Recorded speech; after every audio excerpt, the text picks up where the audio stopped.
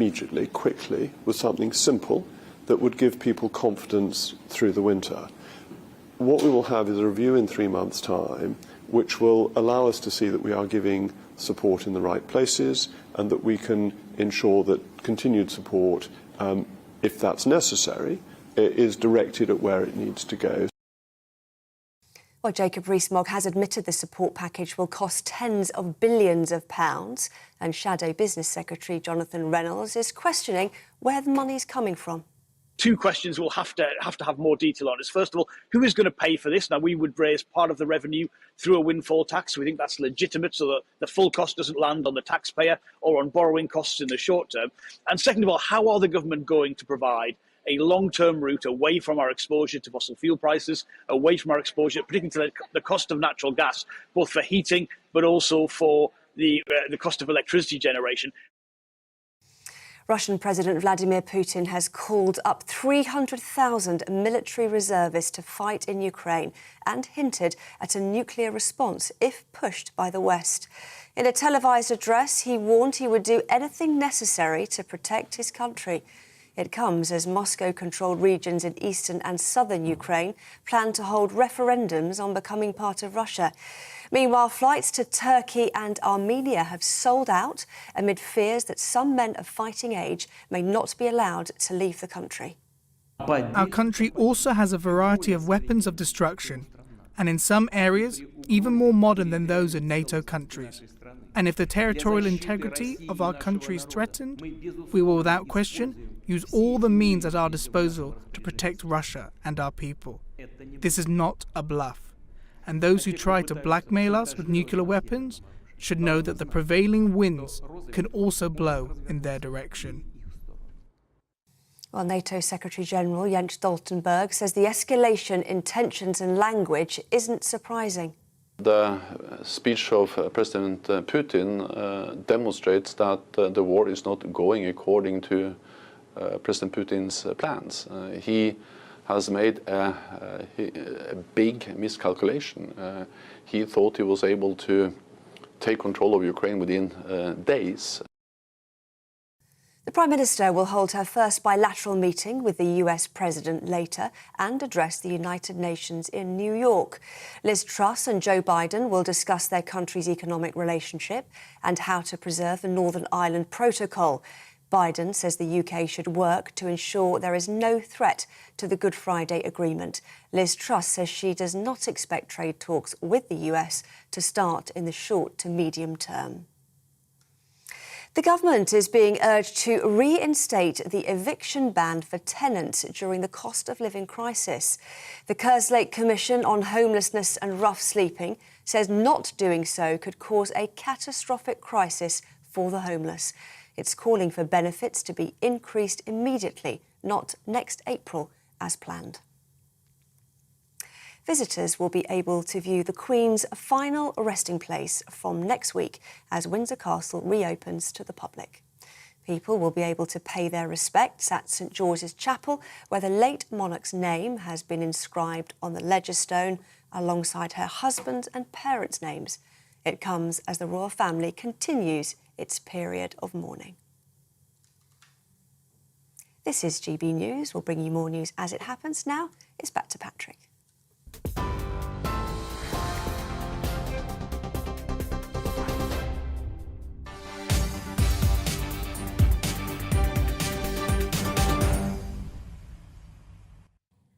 Yes, good afternoon, everybody. Is it all about to kick off? Because Russian President Vladimir Putin has ordered Russia's first military mobilization since World War II. In a televised address to the nation this morning, Putin said this was a necessary step to ensure Russian territorial integrity.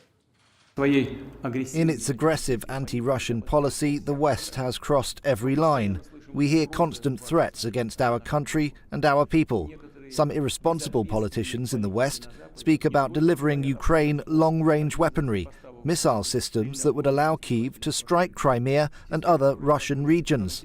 I think it is necessary to support the proposal of the Ministry of Defense and the General Staff to conduct a partial military mobilization in Russia.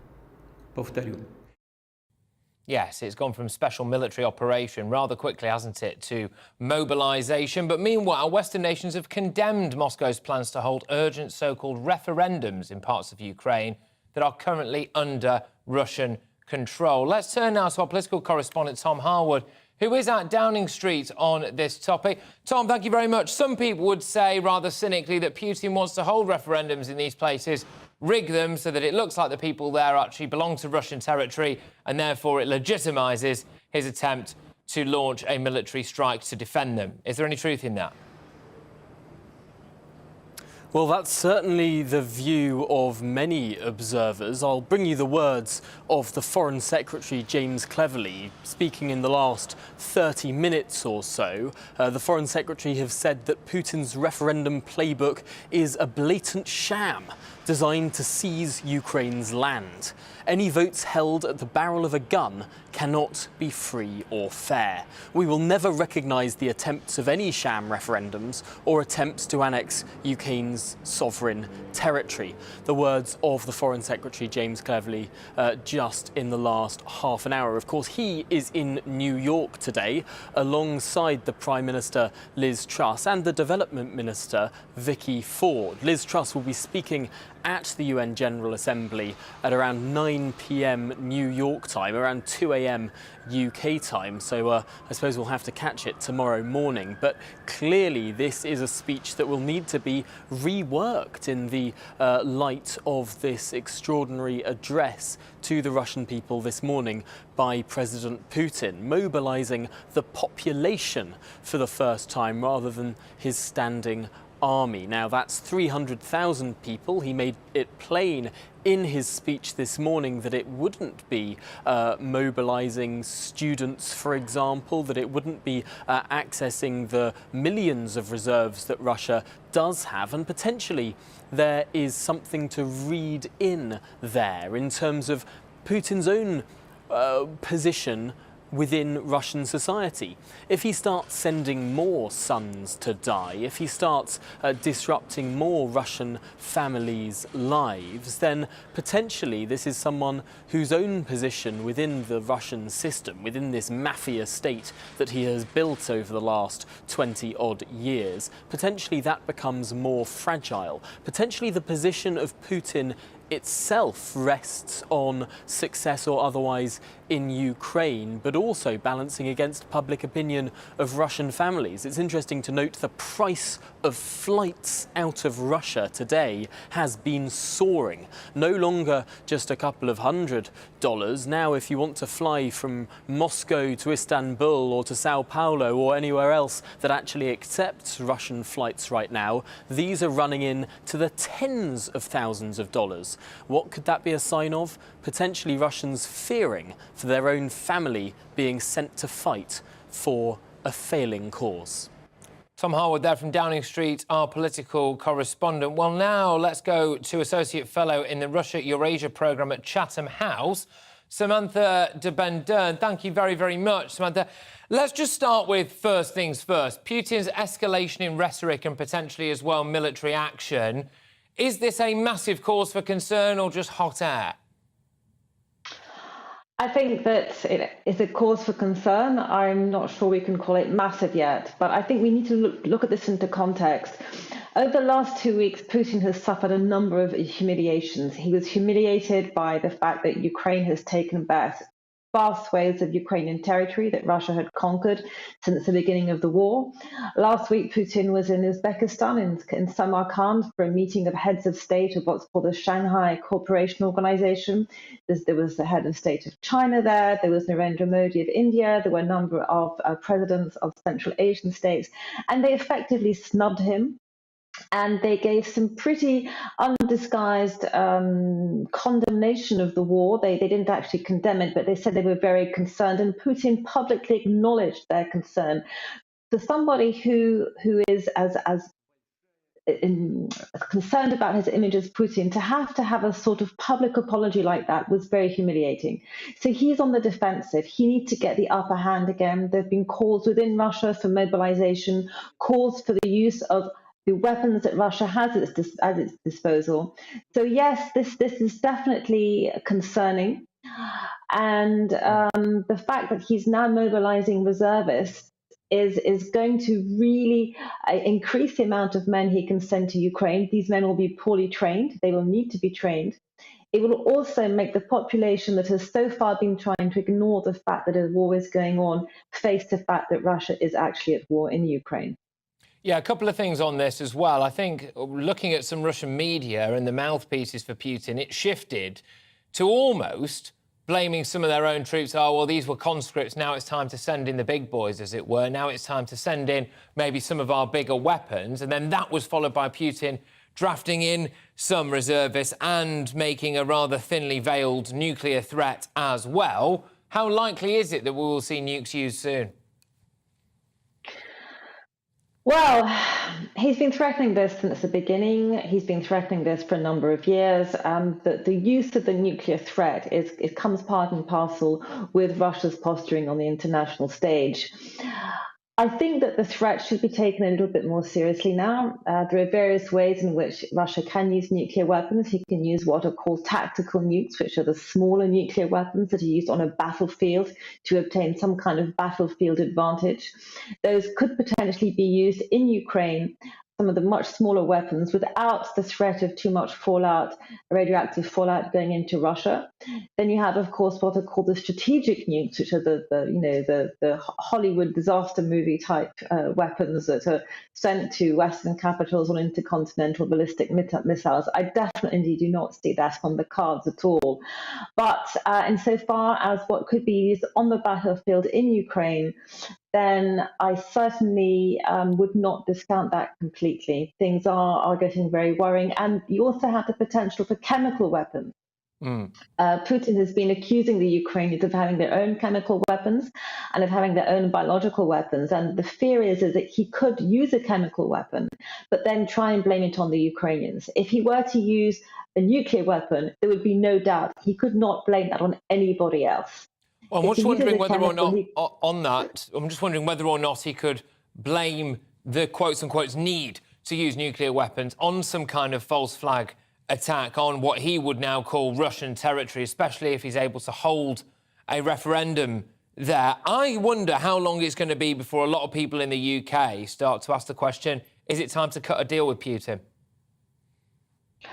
Well, I certainly don't think this is a time to cut a deal with Putin. I think this is a time to show absolute firmness with Putin. We did not cut a deal with Hitler in 1940. We stood alone against a tyrant in Europe, and this is a time for the UK to show what we're made of, that we stand up against tyrants. We do not cut deals with them.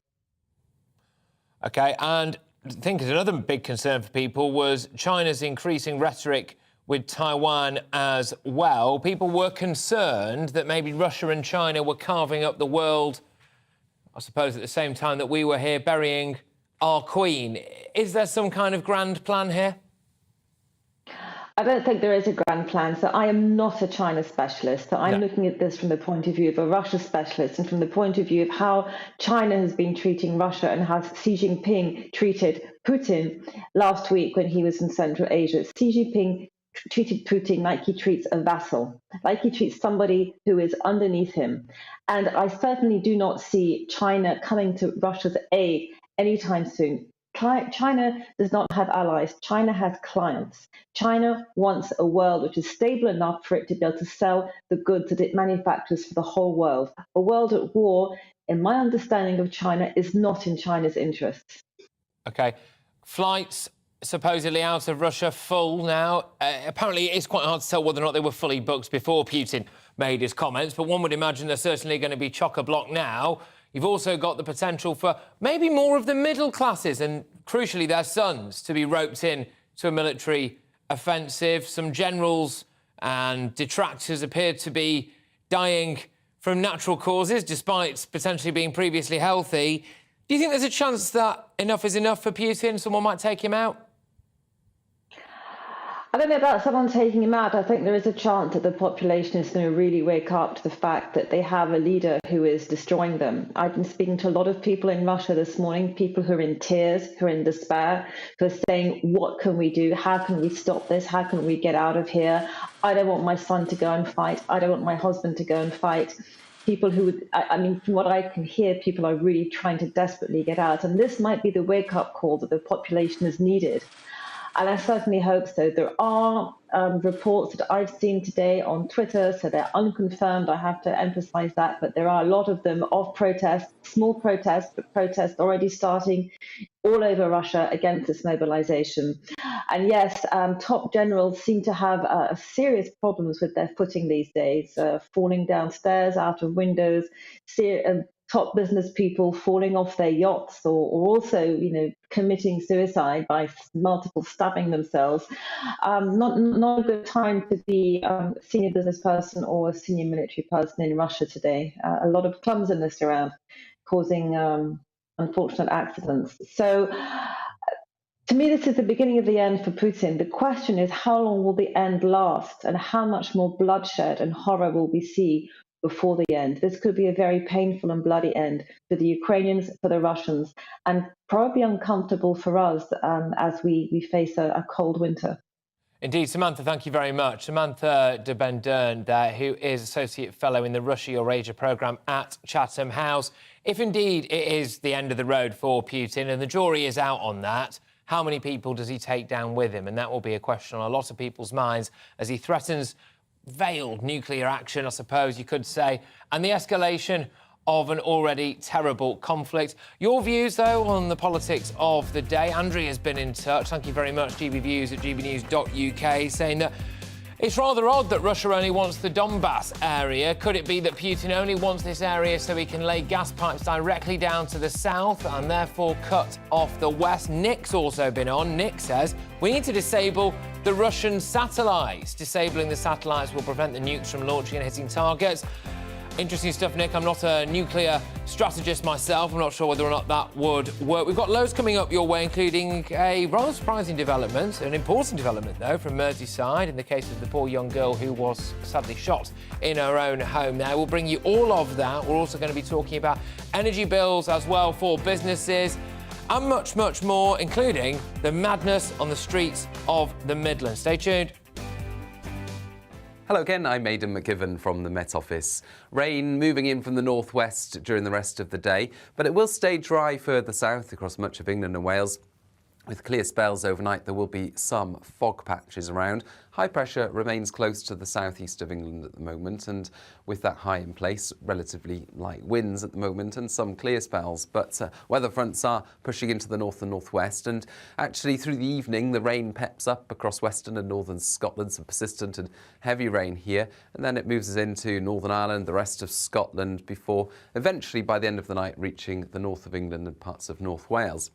Otherwise, some clear spells overnight, and in the south, under those clear skies with light winds, there'll be a few mist and fog patches around first thing. I don't think they'll cause too many problems. They'll be fairly thin on the ground and they'll lift quite quickly during the first few hours. Then sunny spells replace the fog. But there will be some areas of cloud, especially through the central swathe of the UK, southern Scotland, northern England, north and west Wales, where the rain will set in and it will be heavy at times, especially towards western parts. Feeling cool with a gusty wind associated with that rain, but 21 to 23 Celsius is possible to the south of it, whilst brighter skies return to Scotland and Northern Ireland behind it, and then clear spells for Scotland and Northern Ireland overnight with just a few showers in the far northwest.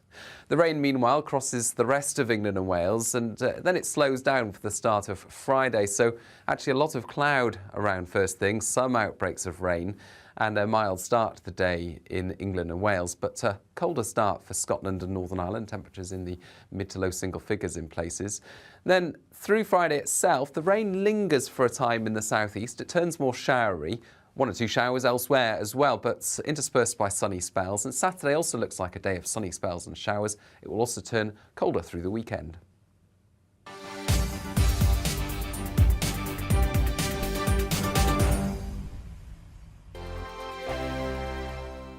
We are GB News. And we'd like to say thank you to each and every one of you for helping our great nation find its voice. We're absolutely everywhere. Across England, Scotland, Wales and Northern Ireland. On TV, on radio and online. We're proud to be the People's Channel, Britain's news channel.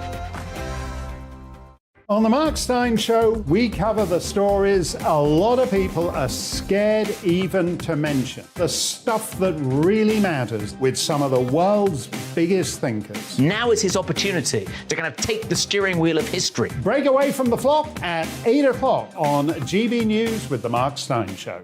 Hello, I'm Esther McVeigh. And I'm Philip Davis. Whether you're watching or listening on TV, online or on radio, we handpick the latest stories, debates and expert opinions for your weekend. So whether that's politics, news or showbiz, we've got it covered. Join us every Saturday morning at 10 o'clock on GB News. Join my show Farage, 7 p.m. till 8 p.m. Monday through Thursday. And there you will get opinion, analysis, debate, and I'll cover stories that nobody else dares to touch. You've been cancelled. Join the club. Oh, my goodness me. And then for the last 15 minutes, talking pints. We're over a drink. We have a civilised conversation with someone. We very often disagree, but we do it in a grown-up way. Come and join me on Farage. Hi there, it's Stephen and Anne. At breakfast from 6 a.m, you'll always be caught up with everything you need to know, the latest headlines, opinions and debates. We'll bring you the good news and the bad, but most of all, we're here for you. Remember, send in your views and let us know what you would like us to talk about. That's because we're your news channel. And every morning at 6 a.m, it's breakfast on GB News.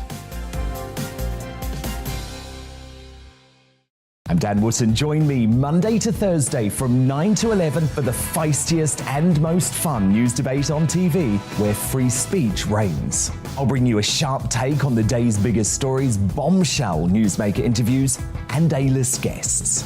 And I guarantee you, no spin, no bias, no censorship, and no reason to go to bed. That's Dan Wootton tonight, Monday to Thursdays from 9 on GB News.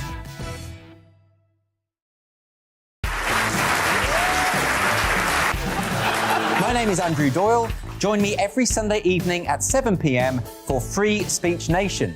This is a show where we address current affairs and news stories of the week with the help of two wonderful comedian panellists. I brought in comics because I want to give it a lighter edge, and also they work for less.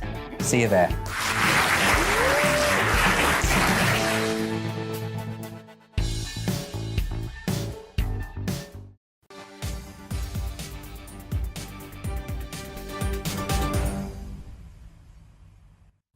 Welcome back, everybody. I've got a little bit of a news update, quite a big news update, actually, to bring you from Merseyside, because Merseyside police have now appealed for patience while the force investigates the murder of 9-year-old Olivia Pratt-Corbell.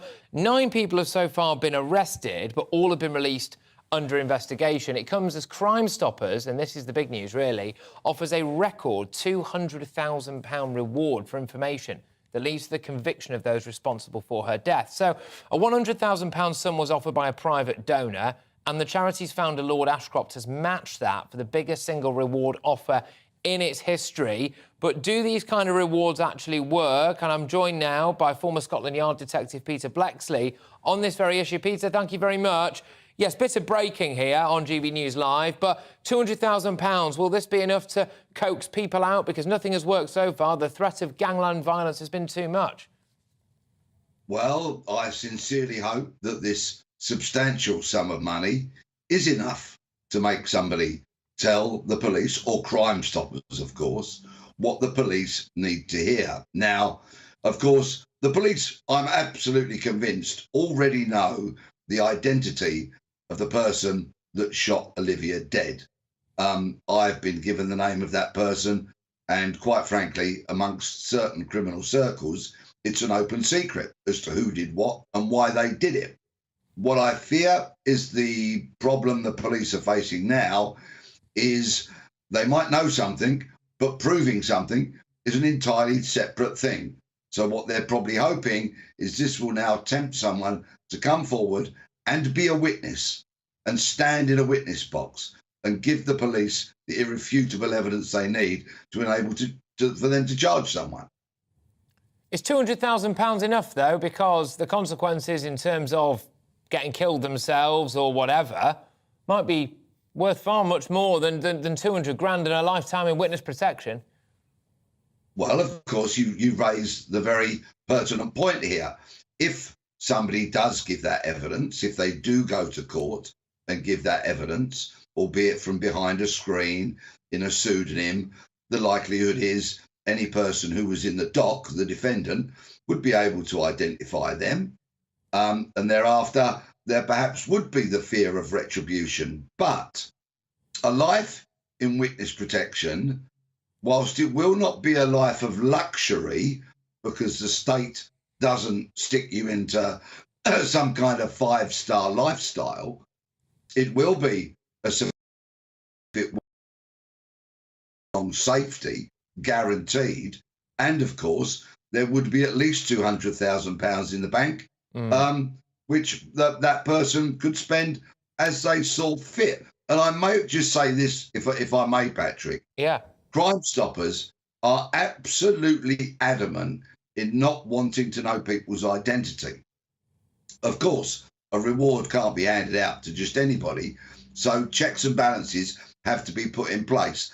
But police officers who work in witness protection units have absolutely unimpeachable integrity, and they know how to keep a secret. And very, very few people actually get to know the identities.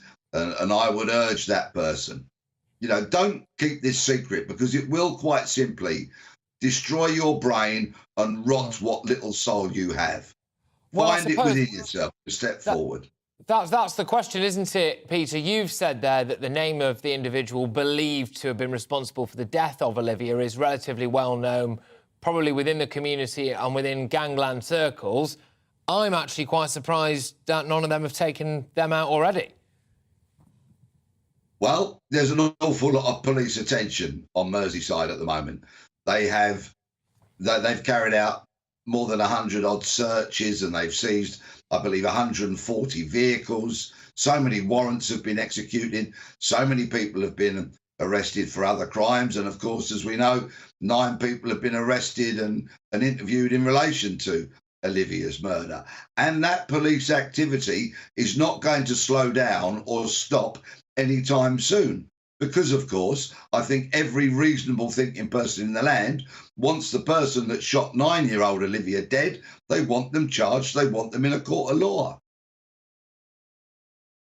Lexi there, of course, former Scotland Yard detective, coming on just to discuss that new news, really, which is that a £200,000 reward has now been put on the table for information that credibly leads to the arrest of that person responsible for the death of 9-year-old Olivia Pratt-Corbell. I just want to let you know, before I get stuck into the inbox a little bit here, gbviews@gbnews.uk. Loads of you getting in touch, so thank you very much for that. But about what we've got coming up. So, as it's been announced that businesses might now get a helping hand when it comes to their energy bills, I want to look at this in the round. Let's analyse how much money that actually is, how much of an impact that's going to have on people. But is there a bigger picture here, not just for businesses, but on top of things like we had the furlough scheme, then we had a suspension of evictions from tenants, didn't we? Now we've got unions trying to hold the country to ransom. Do we now live in handout Britain? Times are tough, but do people need to learn to fend for themselves, or should we expect the government and the taxpayer to step in? I'm also going to be discussing, and I know lots of you have been waiting for this, we're going to be discussing what's been going on in the Midlands. Some disorder, to say the least, in Leicester. Looks as though it's spread to Smethwick. It appears to be a massive disruption between members of the Muslim community and the Hindu community. I'm going to be asking exactly why this is. It raises serious questions about multiculturalism and integration in this country, but also wider political and societal problems. I know lots of you have been asking us to get onto that, so we're going to do that. Later on in the show, we're going to be discussing with a leader of a Muslim group and a leader of a Hindu group as well, to try to really get to the bottom of what's going on here, but also ask your questions. And I want you to get in touch about this. gbviews@gbnews.uk. What are your views on what's been going on there? Is there any place in British society for this kind of behaviour? But lots of you have also been getting in touch about President Putin's threats to escalate the war in Ukraine. Nick's been on. He says Putin's a bully, and there's only one way to deal with a bully: take the fight to him. It's interesting because a lot of people are saying, Nick, as well, that maybe it's time for appeasement to Putin, the flip side of what you've just said there, especially if he's threatening nuclear action, although, of course, I'm inclined to agree with you. Thank you very much, everybody who's been getting in touch. gbviews@gbnews.uk. Keep them coming in. As I've said, loads to get stuck into. A hot debate on whether or not we're now living in handout Britain, and also those ongoing issues in the Midlands. When will it end? Can we give in to mob rule? First, it's the news headlines there, apparently.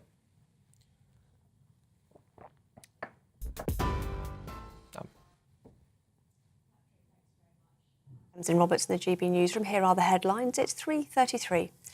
As we've just been hearing, a record £200,000 reward is being offered for information that leads to the conviction of Olivia Pratt-Corbell's killer. The 9-year-old was shot by a gunman who chased his intended target into her home in Liverpool last month. Her mother was also injured during the shooting. £100,000 was offered by a private donor, and Crime Stoppers founder Lord Ashcroft has matched the figure, making it the biggest reward in the charity's history. Energy bills for businesses will be cut to less than half their expected cost over winter, with the government support package capping wholesale prices from October the 1st. Business Secretary Jacob Rees-Mogg says there's an urgent need to help struggling companies to prevent them from folding. What we needed now, immediately, quickly, was something simple that would give people confidence through the winter. What we will have is a review in 3 months' time, which will allow us to see that we are giving support in the right places and that we can ensure that continued support, if that's necessary, is directed at where it needs to go. President Vladimir Putin has announced 300,000 military reservists are being called up to fight his war in Ukraine. Flights from Russia to Turkey and Armenia have now sold out, following fears that men of fighting age may not be allowed to leave the country.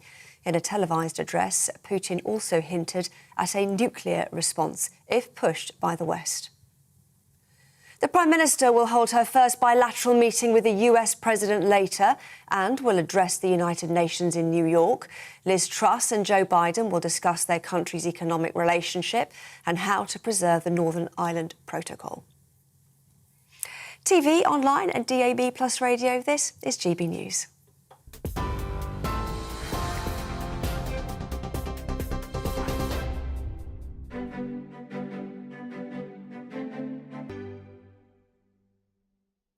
Here's a quick snapshot of today's markets. The pound will buy you $1.134 and €1.145. And the price of gold currently stands at £1,475.18 per ounce.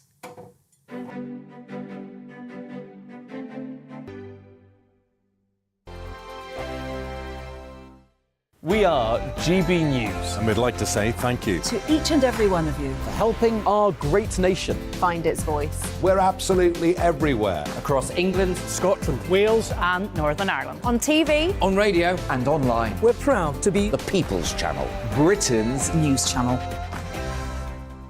On the Mark Steyn Show, we cover the stories a lot of people are scared even to mention. The stuff that really matters with some of the world's biggest thinkers. Now is his opportunity to kind of take the steering wheel of history. Break away from the flop at 8 o'clock on GB News with the Mark Steyn Show. Hello, I'm Esther McVeigh. And I'm Philip Davis. Whether you're watching or listening on TV, online or on radio, we handpick the latest stories, debates and expert opinions for your weekend. So whether that's politics, news or showbiz, we've got it covered. Join us every Saturday morning at 10 o'clock on GB News. Join my show Farage, 7 p.m. till 8 p.m. Monday through Thursday, and there you will get opinion, analysis, debate, and I'll cover stories that nobody else dares to touch. You've been cancelled. Join the club. Oh my goodness me. And then for the last 15 minutes, talking pints. We're over a drink. We have a civilised conversation with someone. We very often disagree, but we do it in a grown-up way. Come and join me on Farage. Hi there, it's Stephen and Anne. At breakfast from 6 a.m, you'll always be caught up with everything you need to know, the latest headlines, opinions and debates. We'll bring you the good news and the bad, but most of all, we're here for you. Remember, send in your views and let us know what you would like us to talk about. That's because we're your news channel. And every morning at 6 a.m, it's breakfast on GB News.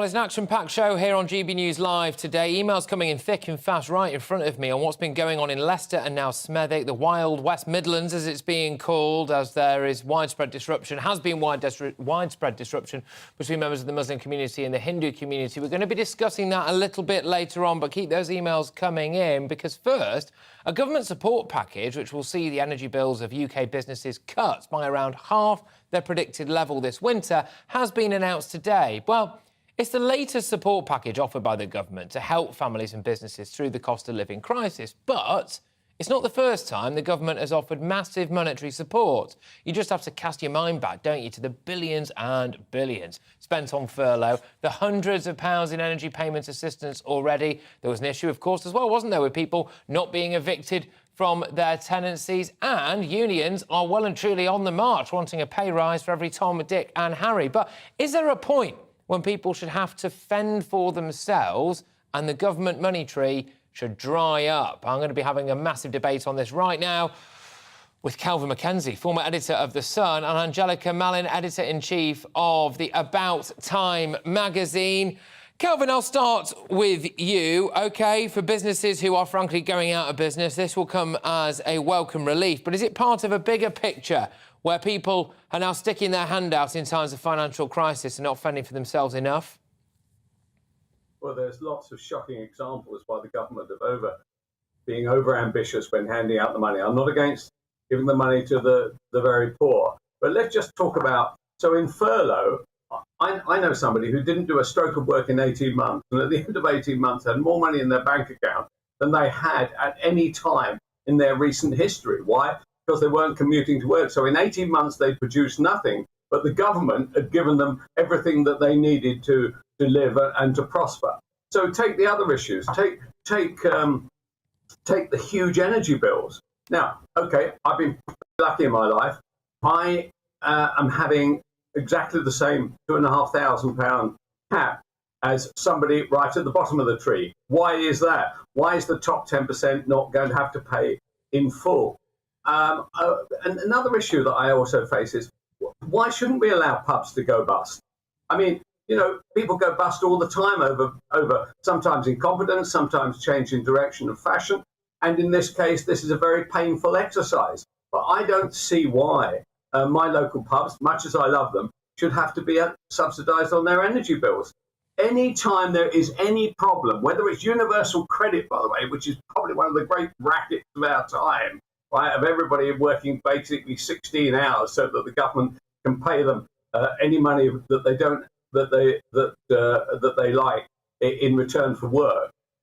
Why is it all the time the government? And look at the pound. You look at the pound today. I just saw your number right there.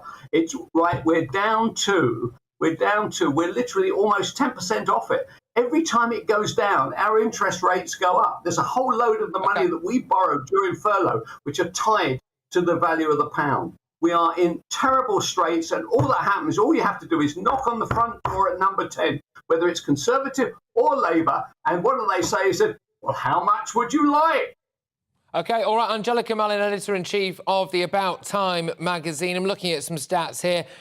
The cost of support for businesses could be up to £48 billion. We'll add that to the list of costs from things like furlough to private landlords as well, who couldn't evict their tenants, for example, and general other COVID-related money as well. At what point do people have to fend for themselves? I mean, but we're talking here about, you know, potentially 300% increase in energy prices. That's just not something businesses can remotely meet, and support is needed in those kind of contexts. And you say, oh, let's just let the pubs go bust. What's going to replace them? No businesses are going to be able to afford those kind of rates. So you're just going to have high streets that are empty and vacant. And for a sense of community, that's awful as well. And our high streets are suffering so much already. Something like 300% is just not something businesses can meet. It's completely outrageous. Kelvin, is that what Kelvin Mackenzie's Britain looks like? Desolate high streets, no pubs for anyone, and all the issues that go with that to the economy, the knock-on effect to our NHS? Go on. Go on. My high street. All I'm saying is, I have no idea why pubs have to be. I mean, I love a pub. In fact, I'm going out to one in about 3 hours' time, and I will enjoy it. Right. But all I'm saying is, why is everybody having to subsidise everything that moves in our country today? There is never a moment when somebody isn't saying it's either a charity, somebody disabled, somebody who's temporarily between work. Every single time somebody is saying, oh dear, something must be done, right? I don't want to do anymore. I don't believe that taxes were set up. Taxes were set up to fight wars. They were not designed to help out everybody whoever thought, I tell you what, I'd like to have 2 cheeseburgers rather than 1. Angelica, I'll let you come back to that strong stuff from Kelvin there. Go on. I mean, sorry, I don't think saying that if someone's disabled and they're not able to work at a level that perhaps someone who was differently able shouldn't be getting government support. I think that's a pretty inflammatory thing to say. It's not the same as wanting 2 cheeseburgers. There's lots of different areas of disabled. Many disabled dislike intensely being treated as though they're kind of people that need to be locked up in a room or not. They're quite capable. They want to be out there. They want to be working. Kelvin. We should be giving them the opportunity, not just handing them a check every single time. But my main point... Kelvin, that's enough for now. That's enough for now. I'll come back to you. I'll come back to you, Kelvin. Angelica, you've got to come back to that and then we'll get back because Kelvin's itching. Go on. I mean, yeah, sure. I think let the disabled people speak for themselves. I don't think that you should speak on their behalf is what I would say back to that. Well, you were trying to. Well, I'm advocating for people that perhaps aren't able to work to a level, and you're saying that they shouldn't be taking handouts. But I think you saying you deciding that disabled people don't want handouts. But my main point is different to yours. And that's very tapped into that community. I'm in business. Okay, right. That's enough talking over each other. That's enough talking over each other. So I'm going to move it on quickly. Angelica, I'm going to move it on and just come to you, and then I'll hear back from Kelvin. At what point do the handouts stop? At what point does the government help stop? Because I completely can understand none of us want empty high streets, none of us want businesses to go bust, none of us want to go bust ourselves, none of us want to be freezing cold in our own homes this winter. All of this stuff, OK? But at what point does it stop? Because this is not free money, Angelica. No, I understand that, but also, this is a critical situation where we're looking at a lot of the hospitality industry letting their staff go, losing jobs because of that, and also the cost of the energy going up, meaning they're having to charge so much for food, hotels having to charge so much for stays. If that's the case, consumers are just not going to spend their money there, so it's going to be an ongoing problem. So I think a boost is needed at the moment to keep these businesses alive and to keep them able to be reasonably priced so that consumers can continue to spend with them, which is crucial to keeping the economy going. So I think the 6-month plan, at least to help them get through Christmas without closing, is very useful and should be something that should be celebrated. Kelvin Mackenzie, is your main problem not necessarily with things like helping out pubs, for example? Do you genuinely feel like there are too many people at the lower end of the economic spectrum with their hands out?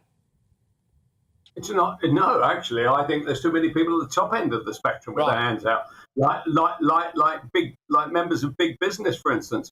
Oh, you talk about handouts. What about bounce back loans? The biggest single fraud racket in history, as the people that this lady seems to represent, right? Literally pocketed it and put in new kitchens and bought new cars with their handouts. We don't spend enough time wondering about where our good money goes. Our pound is in terrible disarray, and one of the reasons is because big business, right at the top of business, is just taking it off the top. What would be wrong in half of our pubs going bust? What would be wrong in some of these restaurants, 1,000,001 restaurants that have grown over the last 20 years, some of them going to the wall? I don't want it. I know about business going to the wall. I know about business being successful. Handouts is not the answer. Angelica, are handouts now worth delving into your kids' inheritance for? Are they worth raiding the bank of mum and dad for? Do we need to just accept that we're in an absolute mess? Putin's got a bit to blame with that. We didn't necessarily plan properly for various events that have happened. And actually, once every X amount of decades, this is the kind of thing that happens, and we just got to tighten our belts and get a grip. I don't think that looking at the numbers and the level of inflation here with 300% increase, that isn't a tightening the belts. That's impossible. This isn't a few percent. This isn't watching the pennies. This is crippling to businesses, and this is a critical thing. So a handout, if you want to call it, or financial support, I think is a better term, is necessary as a kind of emergency blanket to get through this period. Otherwise, everything will go bust by Christmas, and so many people will lose their jobs. OK, very quickly, Kelvin, do you think the government or politicians in general should be a bit more upfront about the knock-on costs further down the line to all of this? They don't want to tell us what's coming down the track. But I'll tell you who does tell us what's going down the track. Look at the price of sterling today. It's shocking. Okay. We are in a shocking state. Currencies represent nations. We are right at the bottom of the pile. Both of you, I really enjoyed that. We could talk all day, but unfortunately there are other topics in town. Kelvin MacKenzie there, former editor of The Sun, and Angelica Mallin, editor-in-chief of the About Time magazine. I say unfortunately there are other topics in town. I feel very glad to be able to talk about this because it's something I've wanted to try to get to grips with for a very long time. We're going to be revisiting throughout the show, and I want to hear from you on this topic. gbviews@gbnews.uk. We are now, believe it or not, going to Leicester. And indeed Smethwick, that's right, because violent clashes in Leicester between some members of the Hindu and the Muslim community have taken place. Well, community leaders in Leicester have now called for an immediate end to the disturbances following the culmination of apparently several weeks of growing tension between parts of the Hindu and Muslim communities in the city. But it seems as though the violence has now spread to Birmingham, and if you are anything like me, you're concerned that this might be about to have a ripple effect and light the fuse on, frankly, race violence right across the country. Yesterday evening, up to 200 masked and hooded men gathered outside a Hindu temple, with protesters throwing missiles and fireworks at police officers. That's according to West Midlands Police. And a report that I've got in front of me here also says that an individual was arrested for carrying a knife. There were cars damaged. But thankfully, according to police, despite all of that, there was, quote, no serious violence. I'd hate to see what they bracket as serious violence, but Charlotte Littlewood is a research fellow at the Henry Jackson Society, and she's been following the violence in the Midlands. Loads of questions about this. Let's just ground it in the facts as you understand them for the minute. Why did this kick off initially? Because some people were saying it's because India beat Pakistan at cricket, which is mental. And then also, why has it now spread to Birmingham? Yeah, it's really very interesting. I've been speaking to people on the ground this morning and contacting various Hindu temples that have been involved. It would appear that tensions have been brewing in Leicester specifically for a number of months, actually. What looks like some kind of territorial dispute between sections of the Hindu community and sections of the Muslim community in the east area of Leicester. This growing tension has resulted in those that are displaying Hindu symbols in their cars or in their homes, having their cars smashed up, their homes smashed up. I have now knowledge of at least 6, potentially 9 families having left the area because of fear of violence. Some of them have now returned, but to hide their outwardly Hindu symbols. So there's been this growing tension between the communities for a number of weeks. Yeah. And what we saw on the 17th was a 200-strong protest through Leicester of the Hindu community, chanting a religious chant.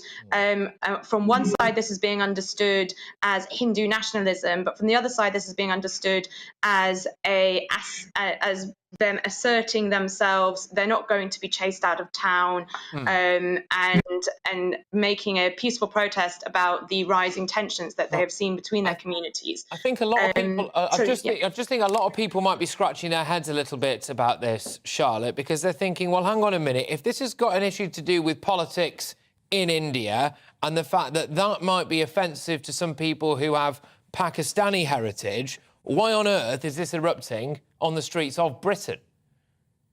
So from my discussions today and speaking to those on the ground, I'm finding it really hard to get hard evidence that this is Hindutva nationalism. In fact, it's looking more and more like a territorial dispute, particular to Leicester. Has to do with a visiting extreme speaker who was cancelled. So the temple that I spoke to today cancelled this speaker 2 weeks ago, having learnt of her links to extreme anti-Islam comments that led to violence in 1992 or 1993. And she was arrested for that, actually. And when this temple learnt of who she was, they cancelled the event, making it very clear that their priority is Christian intolerance. Yeah, just because we're a bit pressed for time, sorry to rush you, but I wanted enough time to ask this particular question for you, which is that regardless of offence, perceived offence caused, is the right response to mob up? Because as far as I can see, and I appreciate these are separate issues to the one that's taking place right now, or was taking place overnight, I should say, anyway, in Smethwick in Birmingham or in previous days in Leicester, I understand that all of these issues maybe have their own individual root cause. But there have been issues with things like Batley Grammar School. There have been issues with a teacher in Birmingham who wanted to educate children, essentially not to bully gay people, I suppose. We've seen all sorts of things regarding Palestine and Israel on the streets of mostly London, Oxford Street, for example. And now we're seeing this. And it does concern me, Charlotte. It does concern me that there is a tendency to mob up a bit at the moment. When there were only 30 appearing on the streets in Leicester, there was a call for more brothers to move to Leicester. We saw it go from 30 to 200. Half of the arrests are from outside of Leicester. I'm now aware of an Instagram account and various private social media accounts with thousands of followers in which there are calls to chop up the Hindu community, to clean them out like we cleaned them out of Kashmir. I'm sorry, I'm just reading the quotes here. Yeah. Put those dogs down. It's been a really sickening afternoon, actually, going through the messages and the back and forth within these social media platforms. But there absolutely is an organised gang of Islamists that are being fronted by a number of what I would call extreme Islamist influencers with 500,000+ followers on YouTube that have been calling for people to come to Leicester and Birmingham. Next, it would seem it's going to be the High Commission of India in London. That seems to be the next target. Yeah, and it is a shame, Charlotte. By the way, that's Charlotte Littlewood there, who's a research fellow at the Henry Jackson Society. Thank you very, very much for your input there, Charlotte.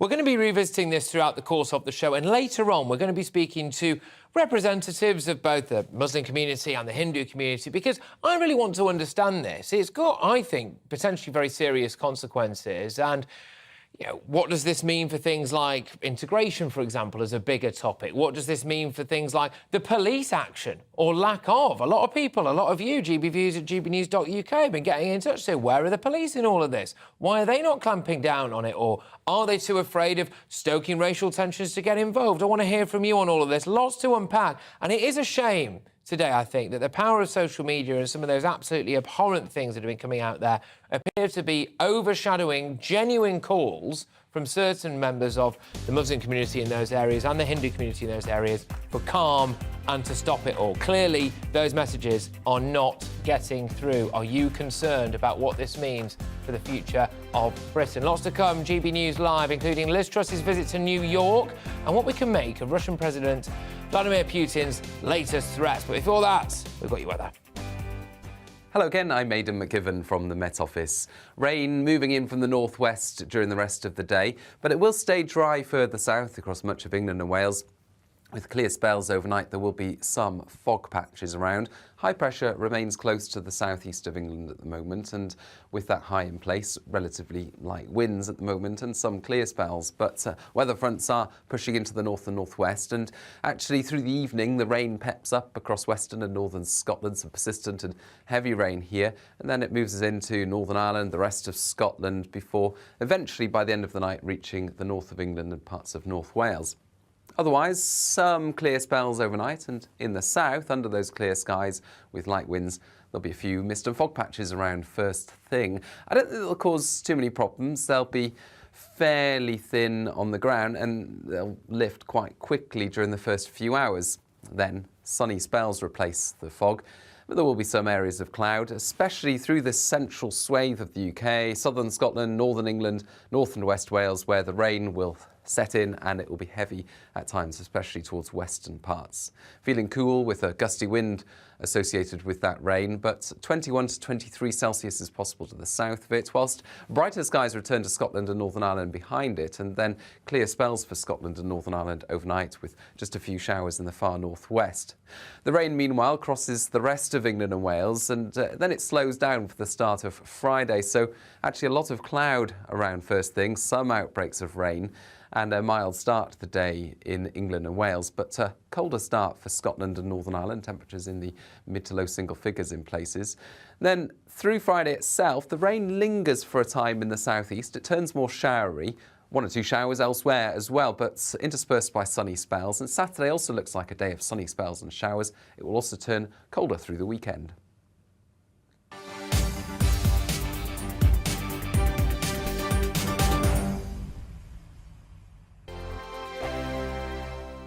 We are GB News. And we'd like to say thank you To each and every one of you. for helping our great nation. Find its voice. We're absolutely everywhere. Across England, Scotland, Wales and Northern Ireland. On TV, on radio and online. We're proud to be The People's Channel, Britain's news channel.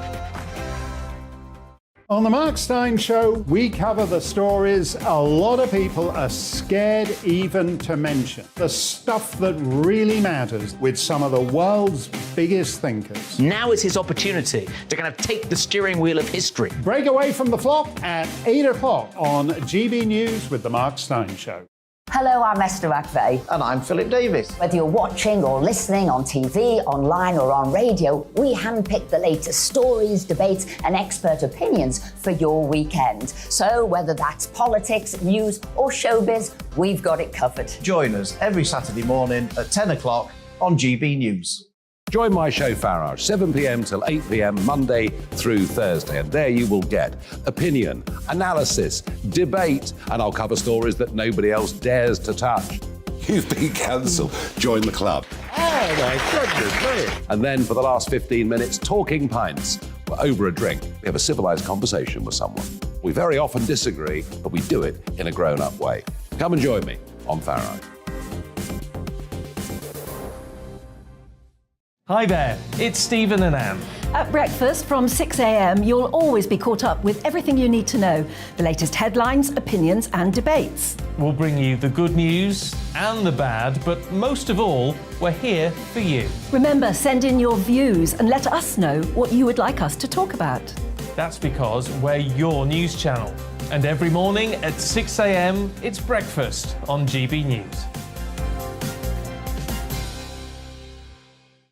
We are GB News. And we'd like to say thank you To each and every one of you. for helping our great nation. Find its voice. We're absolutely everywhere. Across England, Scotland, Wales and Northern Ireland. on TV, on radio and online. We're proud to be The People's Channel, Britain's news channel.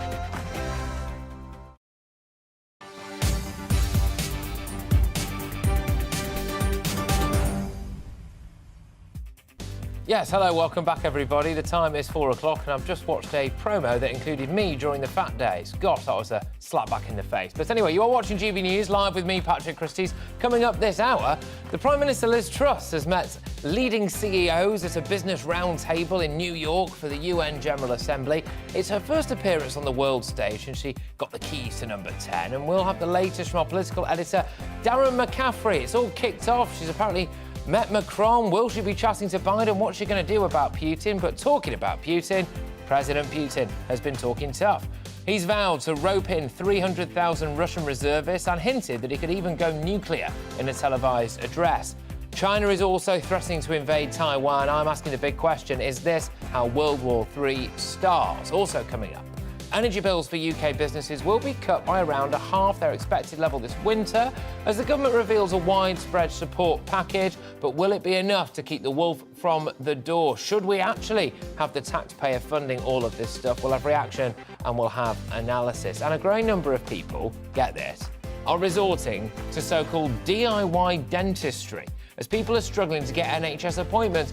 I'm going to be speaking to a dentist who's going to talk to me a bit about these worrying findings. I mean, I don't really like the dentist at the best of times, let alone having to do it myself. We've got all of that coming your way, much more as well. Keep your views coming in, especially when it comes to what's been going on in the Midlands. I know it's getting a lot of you very, very hot under the collar. GBviews at gbnews.uk. But before that, it's your latest news.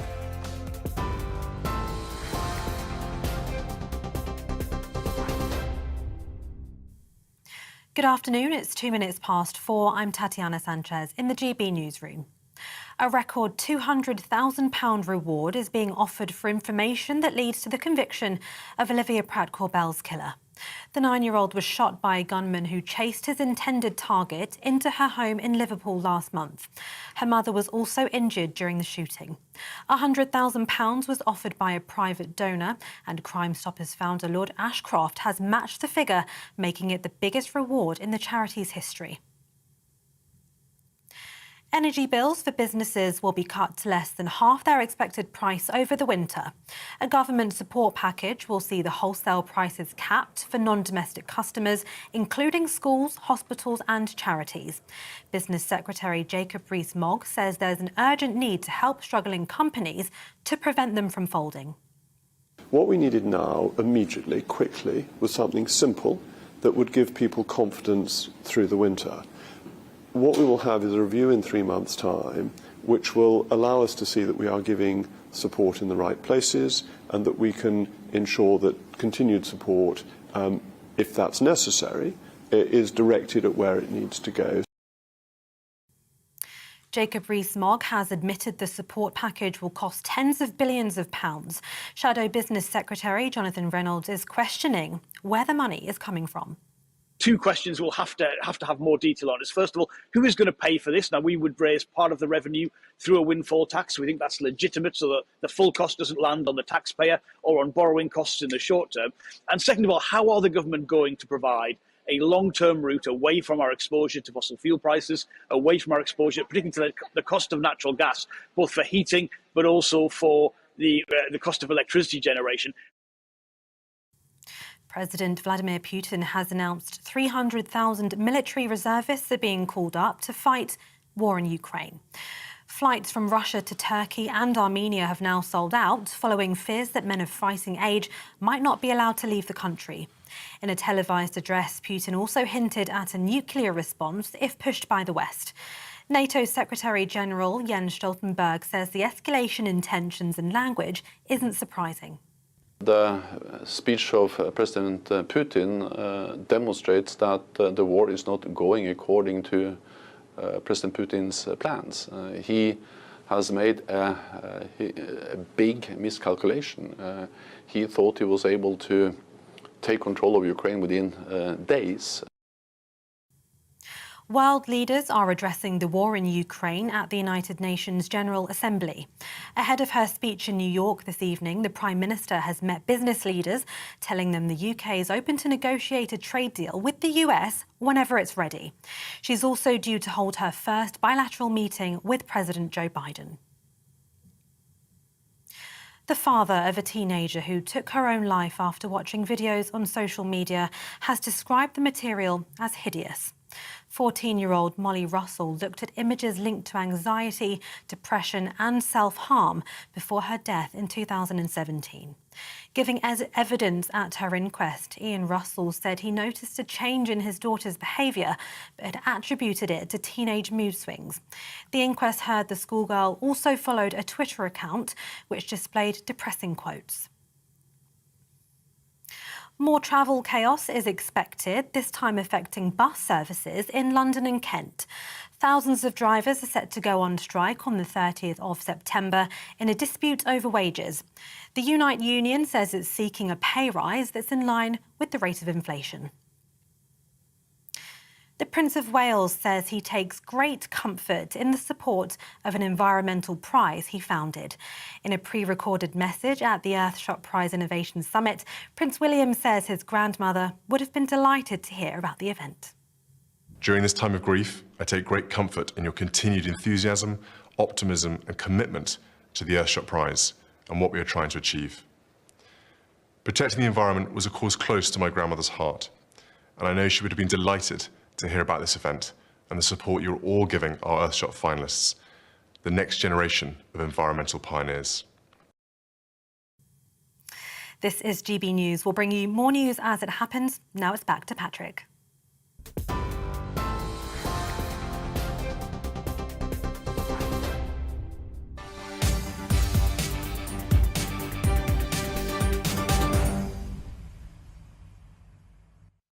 Loads going on in today's show. You love to see it. First and foremost, the Prime Minister Liz Truss has met leading CEOs at a business roundtable in New York for the UN General Assembly.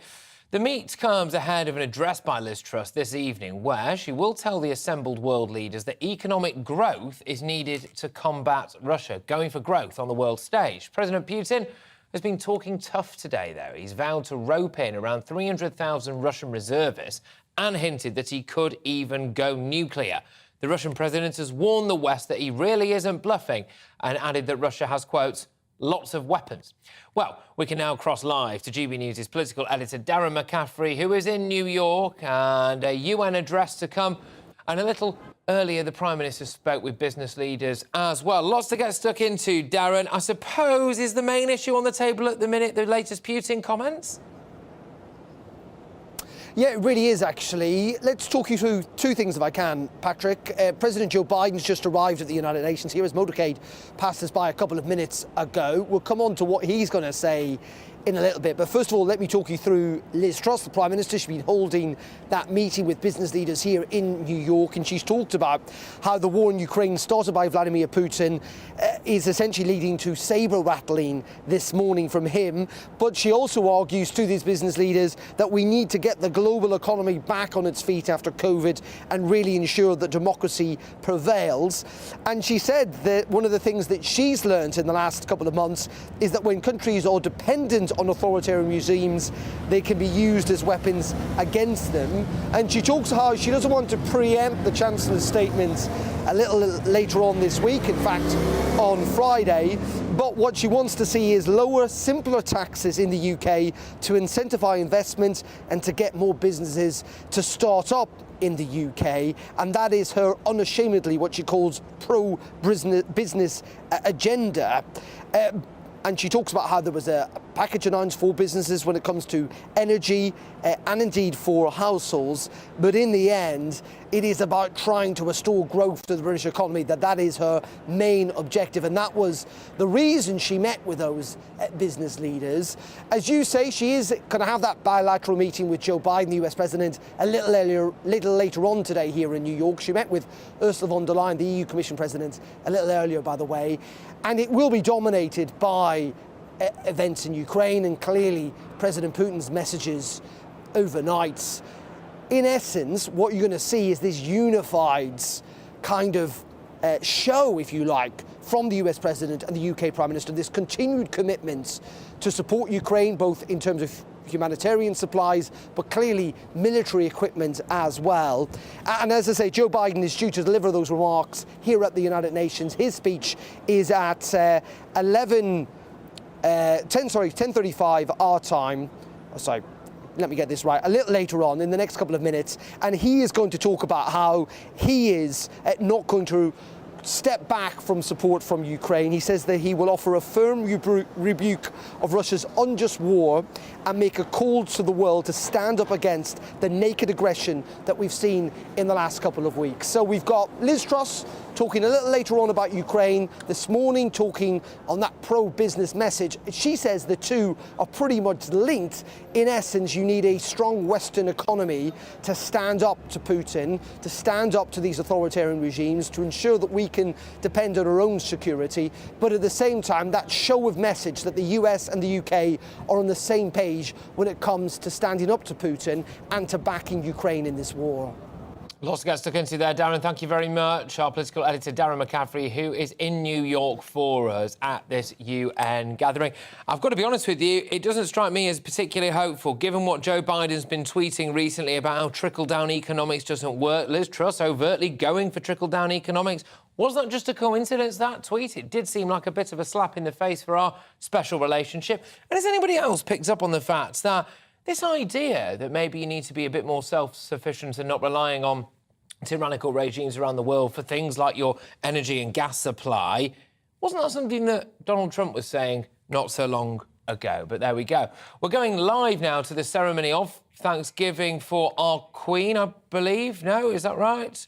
Oh, sorry about this. No, sorry. It's a fast-moving news agenda here. This is what happens when you're doing live news. We are going live to Joe Biden now speaking in New York. Showing signs of torture.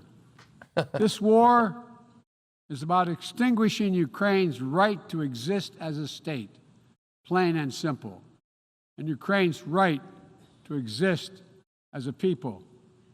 Whoever you are, wherever you live, whatever you believe, that should make your blood run cold. That's why 141 nations in the General Assembly came together and on the war against Ukraine. The United States has marshaled massive levels of security assistance and humanitarian aid and direct economic support for Ukraine. More than $25 billion to date. Our allies and partners around the world have stepped up as well. And today, more than 40 countries represented in here have contributed billions of their own money and equipment to help Ukraine defend itself. The United States is also working closely with our allies and partners to impose costs on Russia, to deter attacks against NATO territory, to hold Russia accountable for the atrocities and war crimes. Because if nations can pursue their imperial ambitions without consequences, then we put at risk everything this very institution stands for, everything. Every victory won on the battlefield belongs to the courageous Ukrainian soldiers. But this past year, the world was tested as well. And we did not hesitate. We chose liberty. We chose sovereignty. We chose principles to which every party to the United Nations Charter is beholding. We stood with Ukraine. Like you, the United States wants this war to end on just terms, on terms we all signed up for, that you cannot seize a nation's territory by force. That the only country standing in the way of that is Russia. So we, each of us in this body, who's determined to uphold the principles and beliefs we pledge to defend as members of the United Nations, must be clear, firm, and unwavering in our resolve. Ukraine has the same rights that belong to every sovereign nation. We will stand in solidarity with Ukraine. We will stand in solidarity against Russia's aggression, period. Now, it's no secret that in the contest between democracy and autocracy, the United States and I, as president, champion a vision for our world that's grounded in the values of democracy. The United States is determined to defend and strengthen democracy at home and around the world, because I believe democracy remains humanity's greatest instrument to address the challenges of our time. We're working with the G7 and like-minded countries to prove democracies can deliver for their citizens, but also deliver for the rest of the world as well. But as we meet today, the UN Charter's very basis of a stable and just rule-based order is under attack by those who wish to tear it down or distort it for their own political advantage. And the United Nations Charter was not only signed by democracies of the world, it was negotiated in ideologies, united in their commitment to work for peace.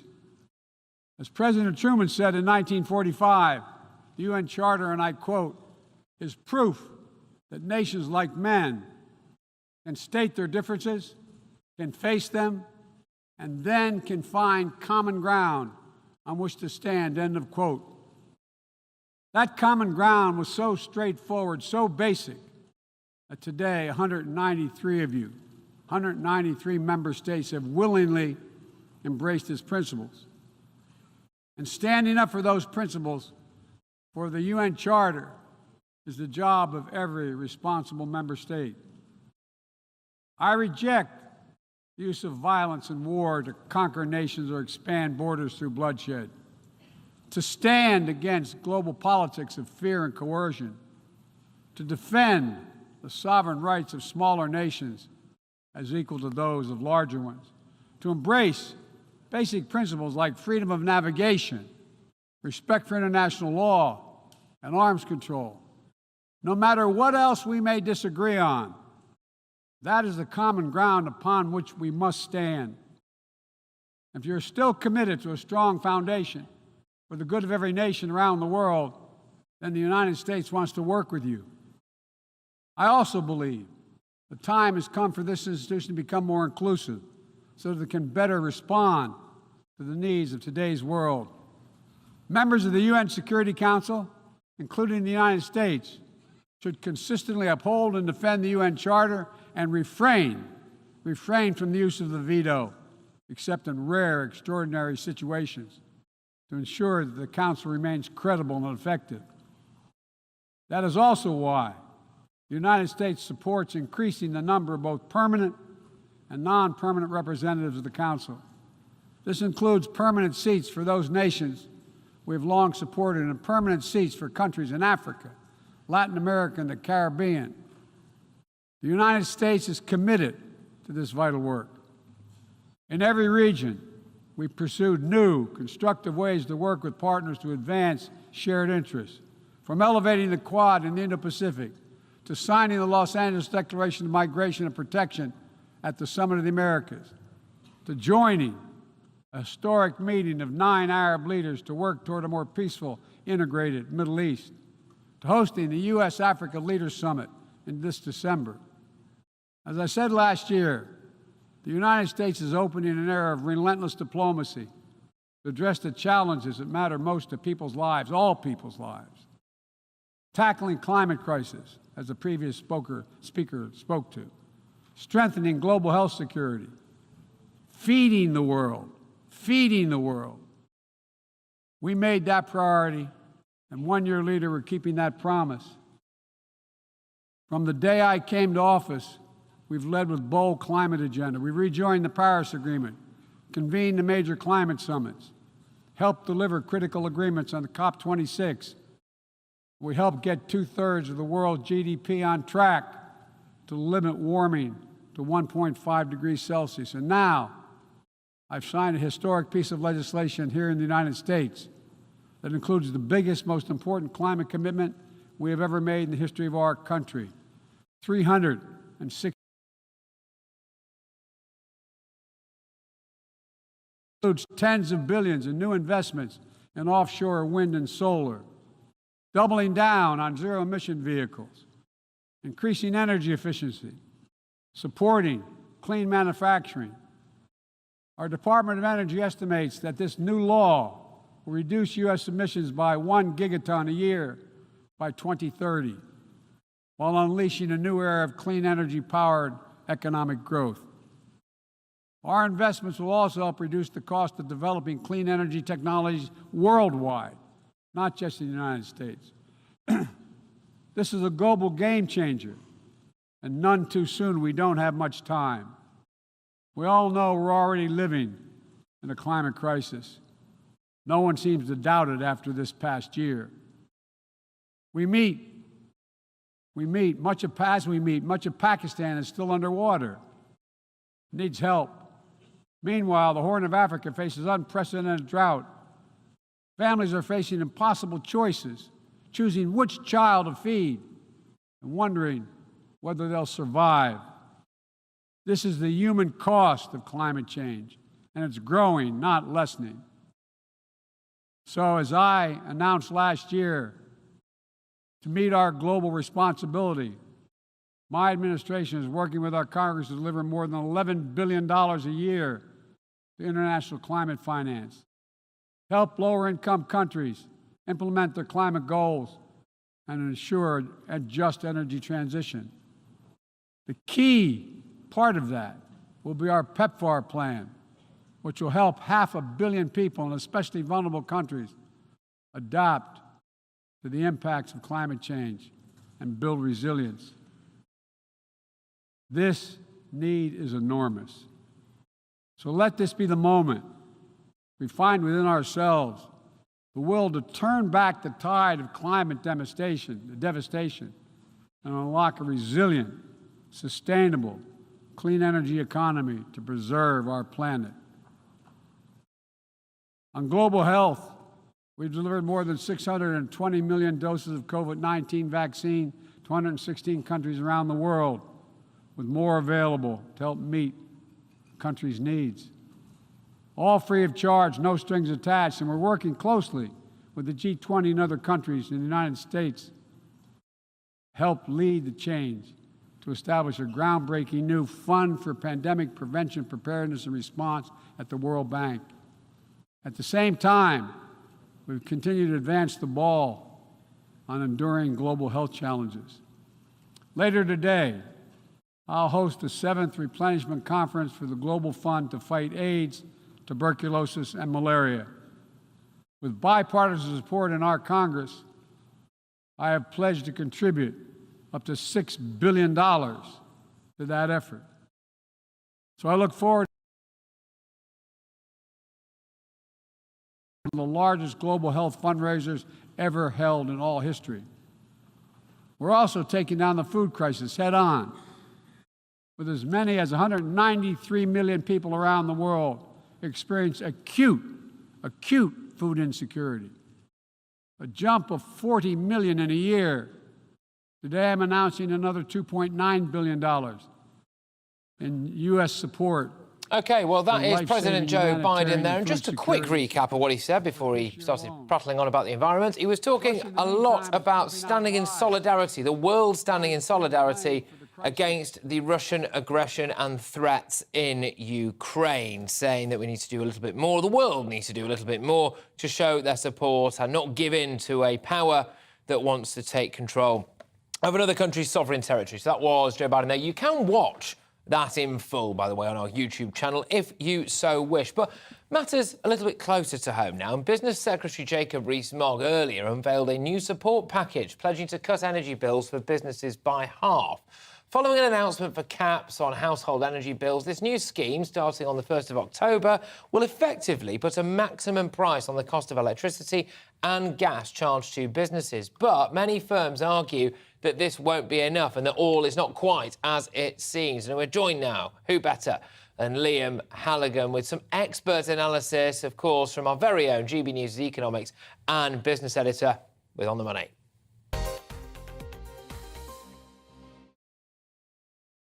Yes, Liam, thank you very much for stepping into the fray and explaining this to all of us. What has the government actually unveiled then? Now, you and I, all of us on GB News, we've been talking a lot about household energy bills. There's a cap for those that will be detailed on Friday in Kwasi Kwarteng's mini budget. Today, the Business Secretary, Jacob Rees-Mogg, he outlined a cap on energy costs for businesses because businesses have had no price cap at all. And it's a cap on the unit cost of their energy. It's not a cap on their overall bills, it's a cap on the unit cost. So if they use more energy, they'll still pay more, and if they use less, they'll pay less. But the actual unit they're paying for, that is at a cap price. I've got a few more details here in a graphic for you, Patrick. Jacob Rees-Mogg said today that electricity will be £211 per megawatt hour cap.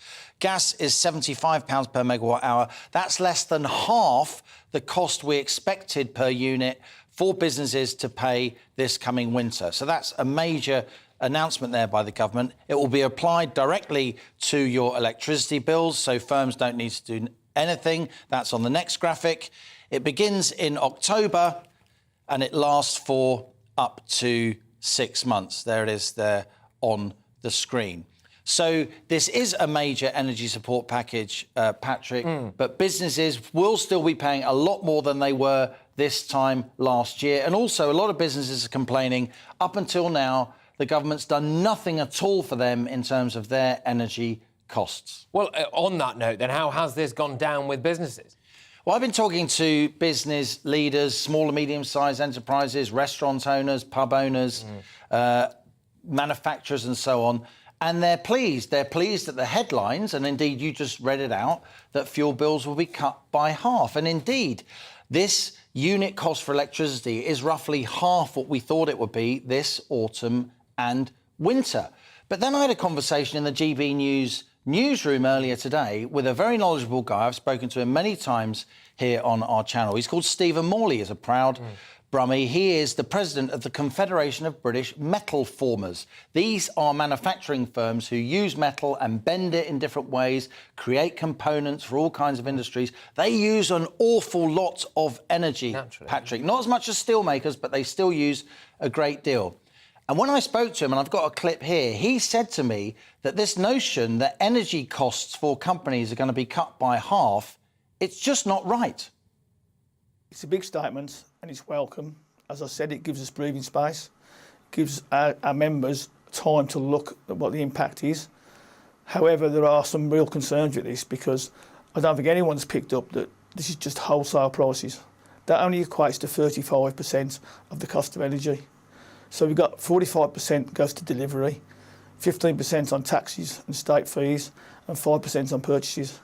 So it's important that the control of the other 65% is looked at and it's controlled either by the government or self-regulated by the energy firms. There you have it, Patrick, from the horse's mouth. And I'm going to put the whole of my interview with Stephen Morley, I talked to him for about 15 minutes, on my Money Talks podcast. I think it's really interesting what Stephen Morley was saying. And we literally went through the government documents together. What he's saying is that the actual wholesale price of energy is only 35–40% of the total energy bill of companies. You've got taxes as well. You've got standing charges. You've got transport costs. You've got all kinds of other ancillary costs which companies have to pay for their energy. And this energy price cap won't affect them at all. Liam, thank you very much, as always. Liam Halligan, cutting through the noise, it must be said, on what has been a very complicated issue, and it's got a lot of people quite hot under the collar as well. Liam Halligan there, our economics and business editor. Make sure you do check out his Money Talks podcast as well, because it will contain everything you need to know on that particular issue. But moving away from energy support for a while now, and talking about something else that might be cutting cloth. King Charles is reportedly said to be planning a coronation ceremony that will be less expensive than his mother's because of the cost of living crisis. So he's also expected to reveal a slimmed-down monarchy. We're going to be getting stuck right into this now, royal funding, because according to The Express, just 7 working royals could remain under King Charles's plans, which would include the King, the Queen Consort, the Duke and Duchess of Cornwall and Cambridge, and the Princess Royal and the Earl and Countess of Wessex. Well, we can now speak to former royal correspondent at The Sun, Charles Ray. Charles, thank you very much. Now then, I suppose, does the British public care about a streamlined monarchy? Is this really saving taxpayers money? Is this him being in tune with modern society? Or do we want to see all the pomp and the glory and we stuff the cost? Yeah, I mean, we have had a slimmed-down monarchy. The 7 names that you mentioned are, in effect, the slimmed-down monarchy. You can't slim it down any further than what you've just said. And I think the British public has a love-hate relationship with the royals when it comes to money. We keep on wondering, you know, when we've got cost of living problems and everything else, why are we paying this the monarchy so much money? But in actual fact, the monarchy costs each person in the UK £1.29, Patrick. So it's not a bad value for money, and they do try to cut down on their costs. Yeah, just quickly, does the monarchy bring in more money than it costs? Yes. Oh, tremendous amount of money. You see, the sovereign grant is based on money that comes in from the various palaces and tourism and everything else, which is round about £350 million a year. And so the royals the monarch gets 25% back in this sovereign grant, which is round about £85 million, to pay for the costs of running the monarchy. And don't forget, this does not include the Prince of Wales, who has a private, has the Duchy of Cornwall. He uses that money. It's a large organisation, as does the monarch. He'll now inherit the Duchy of Lancaster, which brings in an awful lot of money as well, privately. So for the Republican elements of our society, which appear to shout rather loudly on Twitter, insensitively following the Queen's death, saying that the monarchy is an outdated concept that costs taxpayers like you and I an extortionate amount of money at a time of great financial crisis, they're just wrong. I think they're wrong, but the Republicans will always jump up and down. And also, let's not forget that in the 1990s, when we had one of the last cost of living crises, and there was a lot of discussion about what the monarchy pays and everything else, the Queen, the Queen who was then the monarch, and the then Prince of Wales, voluntarily. They didn't have to do it. Voluntarily, they decided to pay income tax at round about 45% on the Duchy of Cornwall for the Prince and for the Duchy of Lancaster for the Queen.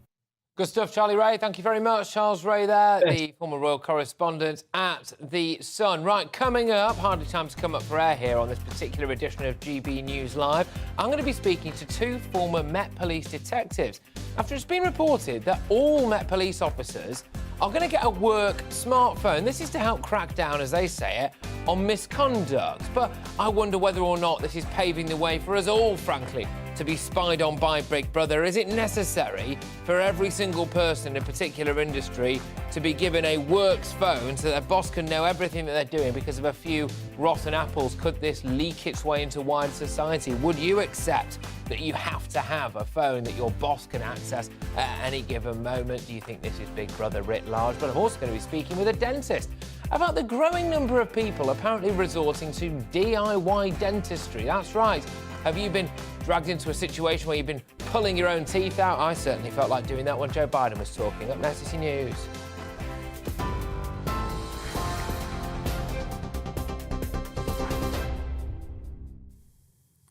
Good afternoon, it's 4:33. I'm Tatiana Sanchez in the GB newsroom.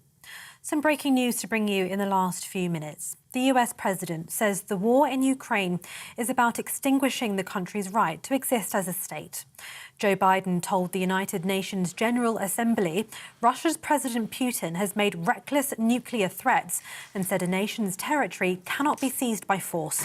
His comments come after Putin announced 300,000 military reservists are being called up to fight his war in Ukraine. A record £200,000 reward is being offered for information that leads to the conviction of Olivia Pratt-Corbell's killer. The 9-year-old was shot by a gunman who chased his intended target into her home in Liverpool last month. £100,000 was offered by a private donor, and Crime Stoppers founder Lord Ashcroft has matched the figure, making it the biggest reward in the charity's history. Energy bills for businesses will be cut to less than half their expected cost over the winter, with a government support package capping wholesale prices from October the 1st. Business Secretary Jacob Rees-Mogg says there's an urgent need to help struggling companies to prevent them from folding. What we needed now, immediately, quickly, was something simple that would give people confidence through the winter. What we will have is a review in 3 months' time, which will allow us to see that we are giving support in the right places and that we can ensure that continued support, if that's necessary, is directed at where it needs to go. More travel disruption is expected, this time affecting bus services in London and Kent. Thousands of drivers are set to go on strike on the 30th of September in a dispute over wages. The Unite union says it's seeking a pay rise that's in line with the rate of inflation. TV, online and DAB Plus radio. This is GB News. Don't go anywhere. Patrick's back in a moment.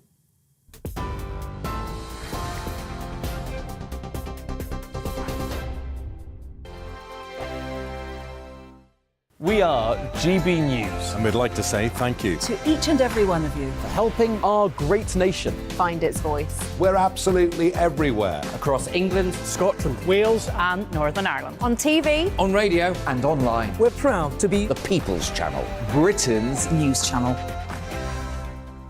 On the Mark Steyn Show, we cover the stories a lot of people are scared even to mention. The stuff that really matters with some of the world's biggest thinkers. Now is his opportunity to kind of take the steering wheel of history. Break away from the flock at 8 o'clock on GB News with the Mark Steyn Show. Hello, I'm Esther McVeigh. And I'm Philip Davis. Whether you're watching or listening on TV, online or on radio, we handpick the latest stories, debates and expert opinions for your weekend. So whether that's politics, news or showbiz, we've got it covered. Join us every Saturday morning at 10 o'clock on GB News. Join my show Farage, 7 p.m. till 8 p.m. Monday through Thursday, and there you will get opinion, analysis, debate, and I'll cover stories that nobody else dares to touch. You've been cancelled. Join the club. Oh my goodness me. And then for the last 15 minutes, talking pints. We're over a drink. We have a civilised conversation with someone. We very often disagree, but we do it in a grown-up way. Come and join me on Farage. Hi there, it's Stephen and Anne. At breakfast from 6 a.m, you'll always be caught up with everything you need to know, the latest headlines, opinions and debates. We'll bring you the good news and the bad, but most of all, we're here for you. Remember, send in your views and let us know what you would like us to talk about. That's because we're your news channel. And every morning at 6 a.m, it's breakfast on GB News.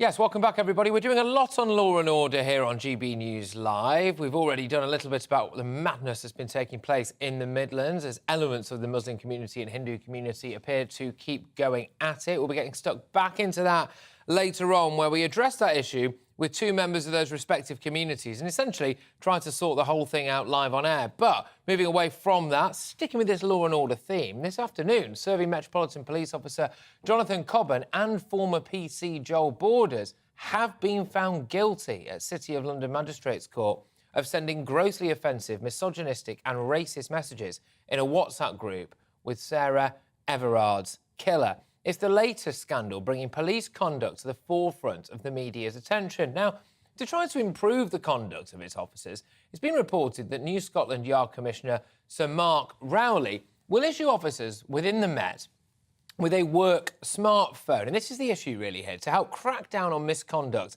and access to technology. It's believed he's determined to root out racist, homophobic and misogynistic behaviour and improve transparency of communication between officers.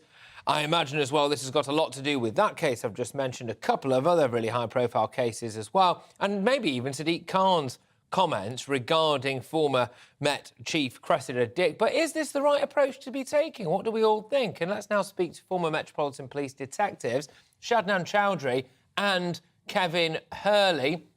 Shadnan, I'll start with you, Shadnan Chowdhury.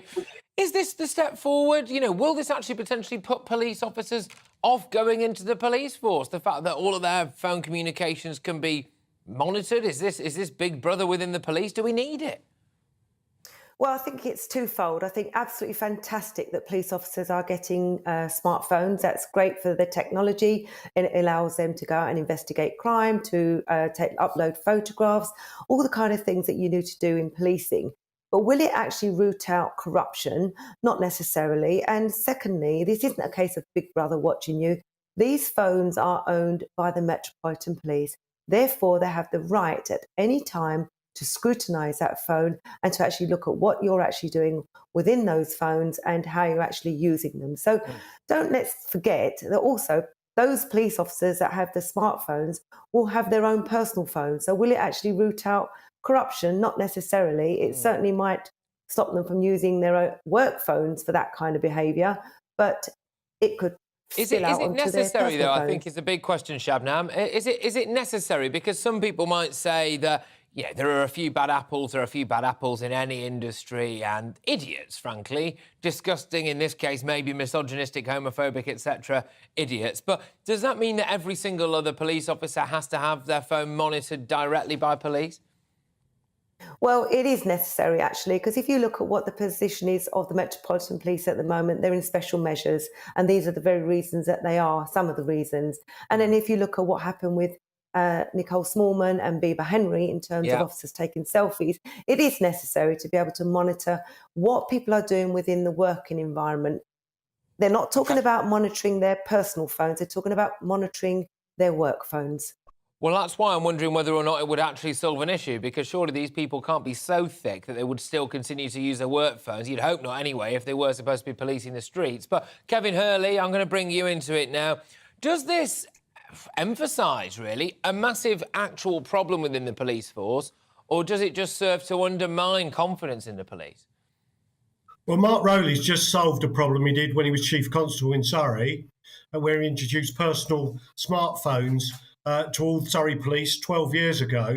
About time too, the Metropolitan Police have been lagging behind on the use of technology for recording witness statements, recording crime reports, gathering evidence, having immediate access to the law when they're actually out in the street. So this is not before time.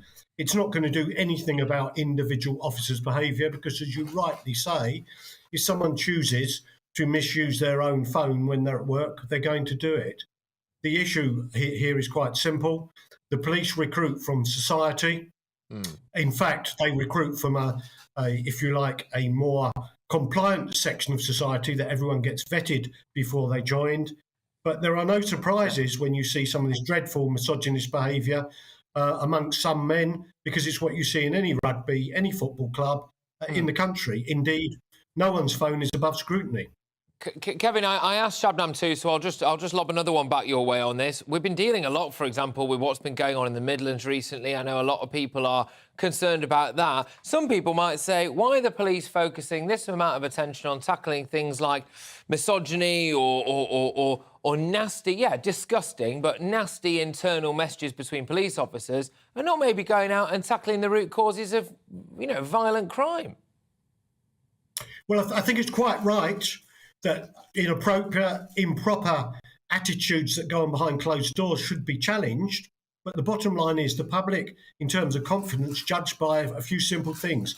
Do the police deal with violent bullies? Do they deal with antisocial behaviour? Do they turn up and deal with your burglary? They aren't particularly fussed, I would say, with most people, having these in detail inquiries into these kind of what are relatively minor numbers of incidents in a workforce of about 60,000 during the period this happens. In no way is it acceptable, but what the public want is the police to deal with antisocial people, burglars, people who deal drugs to children. They want them to protect us. And it would be better if the police were to focus on that. And I'm pleased to see, in fact, Mark Rowley is starting to talk up. That's the act that he wants to get on with. Yes, the police need to make sure that individual officers' conduct is appropriate, but they're actually here to do a job which is to protect us from predators. Well, there's that issue, Shabnam. I'll throw it back over to you now. This is a concern for people, that something like this might just be window dressing designed to stave off another attack by the London mayor, who can easily say, they're misogynistic or this, that and the other. I've lost confidence in this particular Met chief. Actually, most people care about whether or not they get stabbed. Well, most people care about what's going on in their communities, stabbings, crime, as Kevin's just mentioned, antisocial behaviour. It's behaviours that are rooted within policing from police officers who, as Kevin has mentioned, are just members of society before they come into policing. If their behaviours within their own working environment is such that it's so inappropriate, so grossly offensive, how are they then going to go out and deal with members of the public to actually deal with that antisocial behaviour? The Met Police have failed to record more than 70,000 crimes. It's officers like those that have been convicted today that are the very ones that are failing to record the crime because they don't actually care about what goes on in their communities. And until such time as Mark Rowley and policing across the UK root out the bad apples, it's that point when policing will get better. All right, Shabnam, interesting point. Kevin, I can see you shaking your head. What's going on?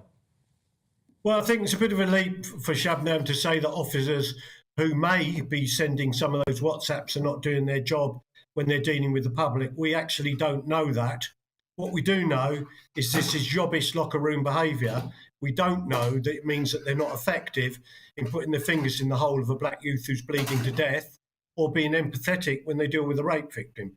All we can say is that they carry out jobbist behaviour on their phones. There's probably, one would argue, I don't know, Shabnam, if you want to make this particular point, that there might be an implication that there are. If someone is sending vile things that might happen to be racist and sexist, maybe it's natural to assume that they wouldn't deal with things like racism or sexism as thoroughly as they could. Shabnam, your views? Look, the vast majority of police officers go out to do a good job to actually protect the public, and they go out there to work very, very hard. There will be a number of officers who tarnish the reputation of policing, and that includes those officers who do go out there who don't care about whether somebody's been stabbed or whether somebody's been burgled or whether somebody is a victim of their, minor antisocial behaviour. And it's officers like these that we've just talked about, those are the kind of officers that need to be rooted out of policing so that the vast majority of officers don't get tarnished and they can actually get the reputation back that policing deserves to get back and build trust and confidence. Is it very difficult, Kevin, to get actual good recruits in, when at the moment it does seem like there are vast swathes of society that want to not only undermine but also defund the police? The problem the police suffer is their rate of pay is not competitive with what's being paid outside for the quality of people that the police service want to recruit. Worse, they cannot retain their experienced detectives and experienced uniformed operators who are at maybe the 10 to 20 year point are being poached off to private industry. What we're actually seeing here, and Shabnam is right about some of these problems, this is just another little boil on a perfect storm that was created by Theresa May with her swinging cuts to both police pay, police numbers, police stations, police training and police backroom support. Until government really invests and decide they want to take policing seriously, it's going to go on. And I say that based on the fact that I've worked recently in 3 really bad countries where policing the criminal justice system has been allowed to fail. What you then see is a complete collapse of wider society, public safety and business. The police are the mortar between the bricks that hold the society together. And if you don't invest in that, you do so at peril to your society and standards. Look, both of you, thank you very much. I must say it was a really informative discussion, actually. 2 former Metropolitan Police detectives in the shape of Shabnam Chowdhury and Kevin Hurley discussing this latest announcement, actually, that what's going to happen is that Met Police officers are going to be served with a works phone. I was posing the question there, actually, whether or not the public really care. I understand that there are massive, massive problems and insensitivities, frankly, and question marks to be had over really disgusting and vile things being sent between police officers to each other, especially in the wake of things like the Sarah Everard case and various different other situations as well. But on a wider note, do the public prefer more that the police actually go out and solve crime as opposed to get policed themselves on their messages? I don't know. What do you think? GBViews at gbnews.uk. But within the next hour, we will be turning our attention, talking to police, to the violent clashes in Leicester between some members of the Hindu and Muslim community. Now, community leaders in Leicester, and there's been huge amounts of videos of all this disruption online, which I'm sure you've all seen, have now called for an immediate end to the disturbances following the culmination of several weeks of growing tensions between parts of the Hindu and Muslim communities in the city. But the violence appears to have spread all the way to Birmingham, and yesterday up to 200 masked and hooded men gathered outside a Hindu temple with protesters throwing missiles and fireworks at police officers, according to West Midland Police. That same police force happened to say that they're glad that there was no serious disorder or violence. It does make one question what they would bracket as serious disorder and violence, but there we are. After 5 o'clock, I will be speaking, and it's important, this, to both a Hindu and a Muslim community leader to try to get to the bottom of the violence and solutions. I've had loads of emails coming in on this, gbviews at gbnews.uk. Lots of issues on this. People raising things that have happened in the past, like Batley Grammar School incident, etc., what's gone on at times in other parts of Birmingham, for example, when there were talks of things like LGBTQ plus rights being not on a curriculum but discussed in schools, whether or not there was issues when it came to things like conduct towards the Jewish community in parts of London, etc. And a lot of you questioning certain things about multiculturalism and integration. So we're going to try and broaden it out here. gbviews at gbnews.uk. What's your reaction to some, frankly, terribly violent outbursts that we've seen in the West Midlands? I've got massive concerns about how this could spread across the country. But first, new research suggests, get this, that 1 in 5 people have turned to DIY dentistry as they cannot get an appointment with a dentist. I know at times the news agenda might seem like you're pulling teeth, but quite literally now we are, because polling of 2,200 adults showed that 533 had tried and failed to get an appointment in the past year. And of those, 21% had carried out their own dental work or asked someone who was not a dentist to do so. Well, now I can speak to dentist Rona Eskander. Rona, thank you very, very much. This is incredible, right? So, firstly, is it that difficult to get a dentist appointment? It's really difficult to get a dental appointment, and I think more so post-lockdown. There were so many things that were happening. So, for example, we had initially all the backlog and we had all the restrictions and the inability to see patients where reversible diseases became irreversible and so forth. But the problem then continued because a lot of dentists left the profession and a lot of dentists had to close their books to taking on new patients. OK, so have you heard of any horror stories then from people? Because when it's like DIY dentistry, presumably we mean pulling your own teeth out, because you can't give yourself a filling, can you? Is that particularly dangerous to do? Really dangerous to do, because actually taking out a tooth is extremely complex. You know, you can only see the part in your mouth that shows, but teeth are anchored into bone, they've got a nerve supply, you know, there's a blood supply and so forth. It's really quite complicated, hence why, you know, we have to study for so many years to do these procedures safely. The thing is, though, is that I did have a lot of patients contact me regarding emergency treatments during lockdown, as I had mentioned. And then these stories continued later on when they couldn't go and see a dentist. And you say the thing about the fillings, but actually they are also going to the chemist and trying to buy these fillings so they can plug into holes and so forth.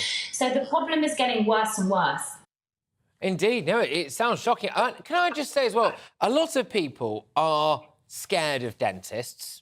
OK, they have a bit of a phobia, not you as a person, but what you do, right?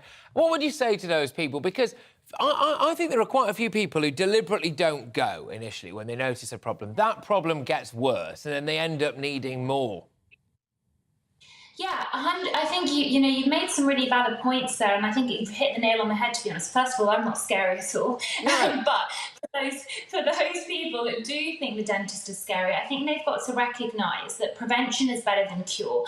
And actually, if you have diseases, as it were, that could be rectified with simple procedures like having your teeth cleaned or an filling that has been spotted when it's early, these are going to be less invasive and less painful for you long term. So, for example, when a small hole forms, it turns into an irreversible disease when the decay becomes so deep that it reaches the nerve. That then leads to root canals and extractions, which are much more invasive. So I think you've got to think to yourself that if you go more often, you can be in a place where you won't have to have more invasive procedures. And I think really you've got to just try and do a little bit of research, spend some time. You know, there are websites, for example, that can really help you that are out there available to the public. There's Dental Phobia, where you can actually have a look at the website, see if there's any dentists that are qualified in helping people with phobias as such. And also we've got the Oral Health Foundation, which is a charity, and it gives free impartial advice to those in pain and can offer really good suggestions for those that can't get into a dentist. Look, thank you very much. And can I just also thank you, dentist Rona Iskander, for having the longest ever conversation with me that I've ever had with a dentist without one telling me to stop drinking, smoking and eating chocolate. So I really appreciate that. Thank you so, so much. Thank you. Thank you so much for having me. No, you're very welcome. Anytime. Right, OK, lots to come in the final hour of GB News Live. I will be speaking with a Ukrainian member of parliament about what she makes of Vladimir Putin's threat. Yes, could he go nuclear? I'll also be speaking with Hindu and Muslim community leaders to sort out what for many of you has been the big issue of the day, actually, certainly in the inbox, gbviews@gbnews.uk. How on earth can we reduce this madness that we keep seeing on the streets of Britain, where certain communities essentially mob up? But before that, it's the weather. Hello again, I'm Aidan McGivern from the Met Office. Rain moving in from the northwest during the rest of the day, but it will stay dry further south across much of England and Wales. With clear spells overnight, there will be some fog patches around. High pressure remains close to the southeast of England at the moment, and with that high in place, relatively light winds at the moment and some clear spells. But weather fronts are pushing into the north and northwest, and actually through the evening, the rain peps up across western and northern Scotland, some persistent and heavy rain here, and then it moves us into Northern Ireland, the rest of Scotland, before eventually by the end of the night reaching the north of England and parts of North Wales. Otherwise, some clear spells overnight, and in the south, under those clear skies with light winds, there'll be a few mist and fog patches around first thing. I don't think they'll cause too many problems. They'll be fairly thin on the ground and they'll lift quite quickly during the first few hours. Then sunny spells replace the fog. But there will be some areas of cloud, especially through the central swathe of the UK, southern Scotland, northern England, north and west Wales, where the rain will set in, and it will be heavy at times, especially towards western parts. Feeling cool with a gusty wind associated with that rain, but 21 to 23 Celsius is possible to the south of it, whilst brighter skies return to Scotland and Northern Ireland behind it, and then clear spells for Scotland and Northern Ireland overnight with just a few showers in the far northwest. The rain, meanwhile, crosses the rest of England and Wales, and then it slows down for the start of Friday, so actually a lot of cloud around first thing, some outbreaks of rain, and a mild start to the day in England and Wales, but a colder start for Scotland and Northern Ireland, temperatures in the mid to low single figures in places. Then through Friday itself, the rain lingers for a time in the southeast. It turns more showery, 1 or 2 showers elsewhere as well, but interspersed by sunny spells. And Saturday also looks like a day of sunny spells and showers. It will also turn colder through the weekend.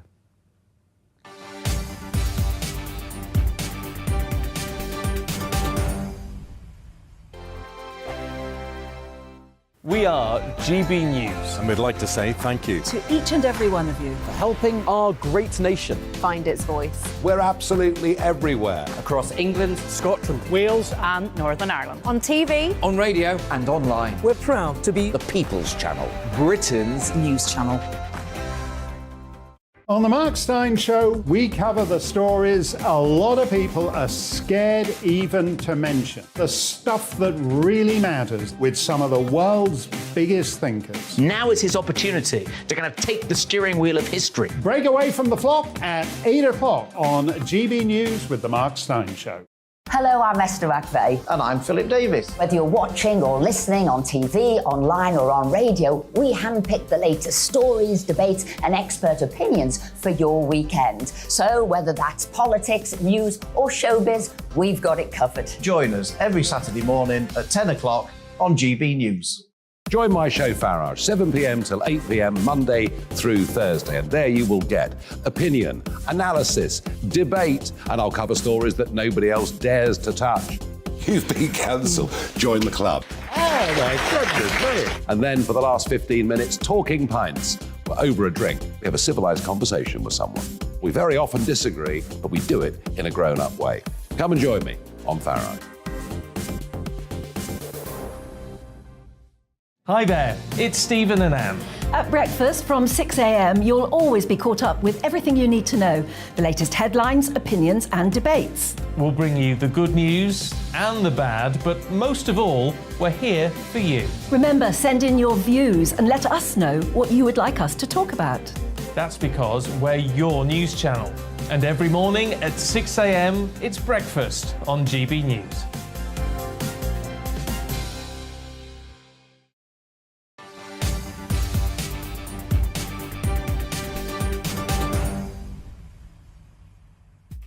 Hello, welcome back. The time is 5 o'clock and you are watching GB News Live with me, Patrick Christys. Here's what's coming up this hour. US President Joe Biden has slammed Russia's brutal, needless war in Ukraine, saying the world should see the outrageous acts for what they really are. And it comes after Vladimir Putin has been talking tough. He says that he's going to rope in around 300,000 Russian reservists, quite literally, the queue for the airport as a load of people apparently attempt to dodge the draft. He's hinted as well that he could go nuclear. The Russian president has warned the West that he really isn't bluffing this time and added he's got lots of very big weapons. Complex plan?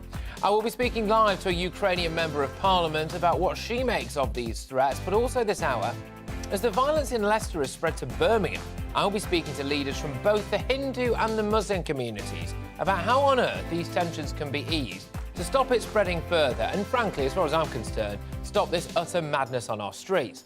And a very British row has erupted over, yes, you guessed it, queuing. Pictures there of Holly Willoughby and Philip Schofield paying tribute to Queen Elizabeth II. They insist that they didn't jump the queue, but a 36,000-strong petition suggesting they should be sacked from this morning thinks otherwise. We're going to get stuck right into that. I'll be speaking to an etiquette expert about our obsession with the queue, why we care so much about the queue. But before that, it's your latest.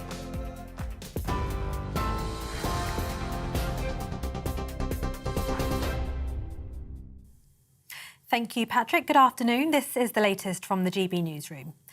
The US president says the war in Ukraine is about extinguishing the country's right to exist as a state. Joe Biden told the United Nations General Assembly Russia's President Putin has made reckless nuclear threats and said territory cannot be seized by force.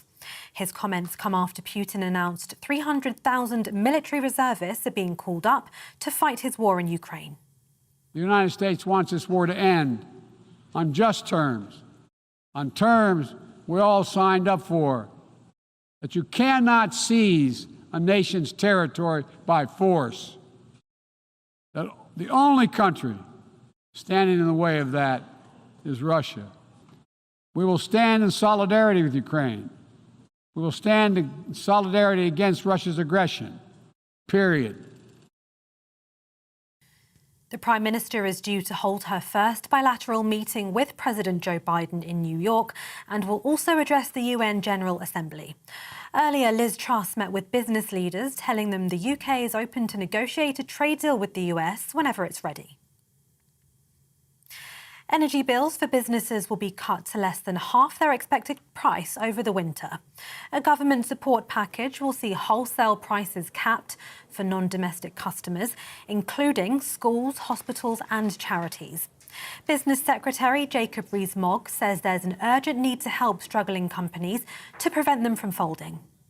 What we needed now, immediately, quickly, was something simple that would give people confidence through the winter. What we will have is a review in 3 months' time, which will allow us to see that we are giving support in the right places and that we can ensure that continued support, if that's necessary, is directed at where it needs to go. A record £200,000 reward is being offered for information that leads to the conviction of Olivia Pratt-Corbell's killer. The 9-year-old was shot by a gunman who chased his intended target into her home in Liverpool last month. Her mother was also injured during that shooting.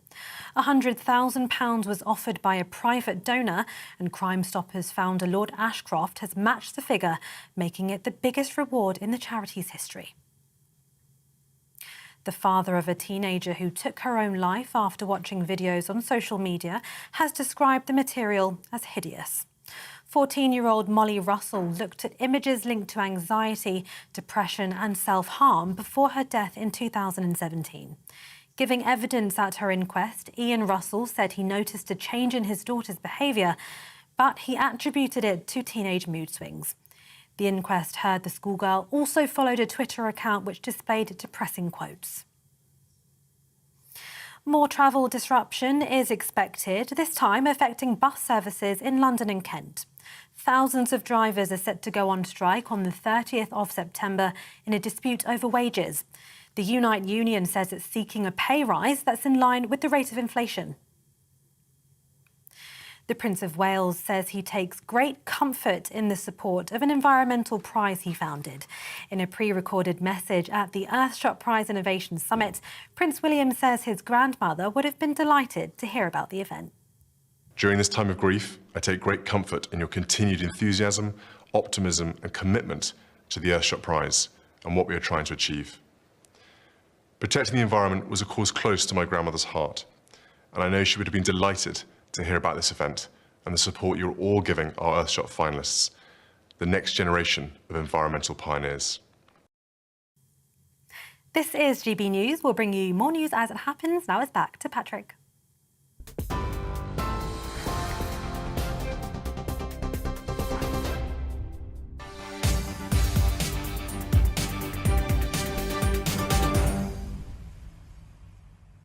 One more hour to go here on GB News Live as we build you up to another epic evening of primetime TV. President Biden has accused Russian President Vladimir Putin of shamelessly violating the core charter of the United Nations after he ordered Russia's first military mobilization since World War II. Well, in a televised address to the nation today, Putin said this was a necessary step to ensure Russian territorial integrity.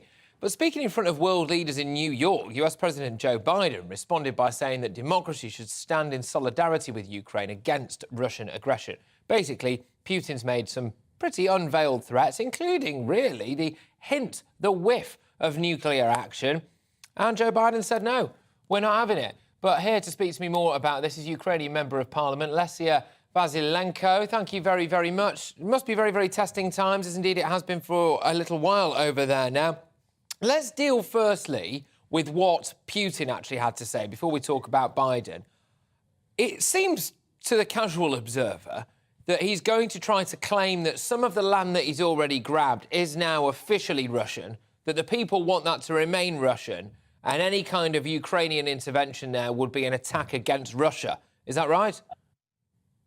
Well, every time Putin speaks, more lies come out from his mouth.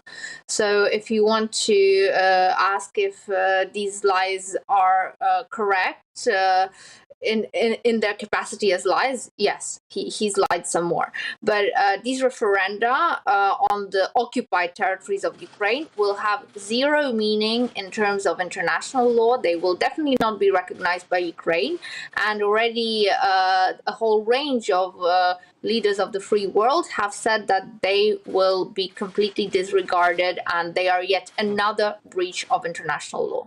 I think the vast majority of people will have no problem whatsoever agreeing with the fact that the referenda in these various places will not be legitimate. A referendum with a gun held to your head is not a referendum at all. But if you play that out, and to Putin they are legitimate, and if Putin decides that he wants to go nuclear as a result of, in his opinion, some of the Russian territory being invaded, is it time to cut Putin a deal and save Europe?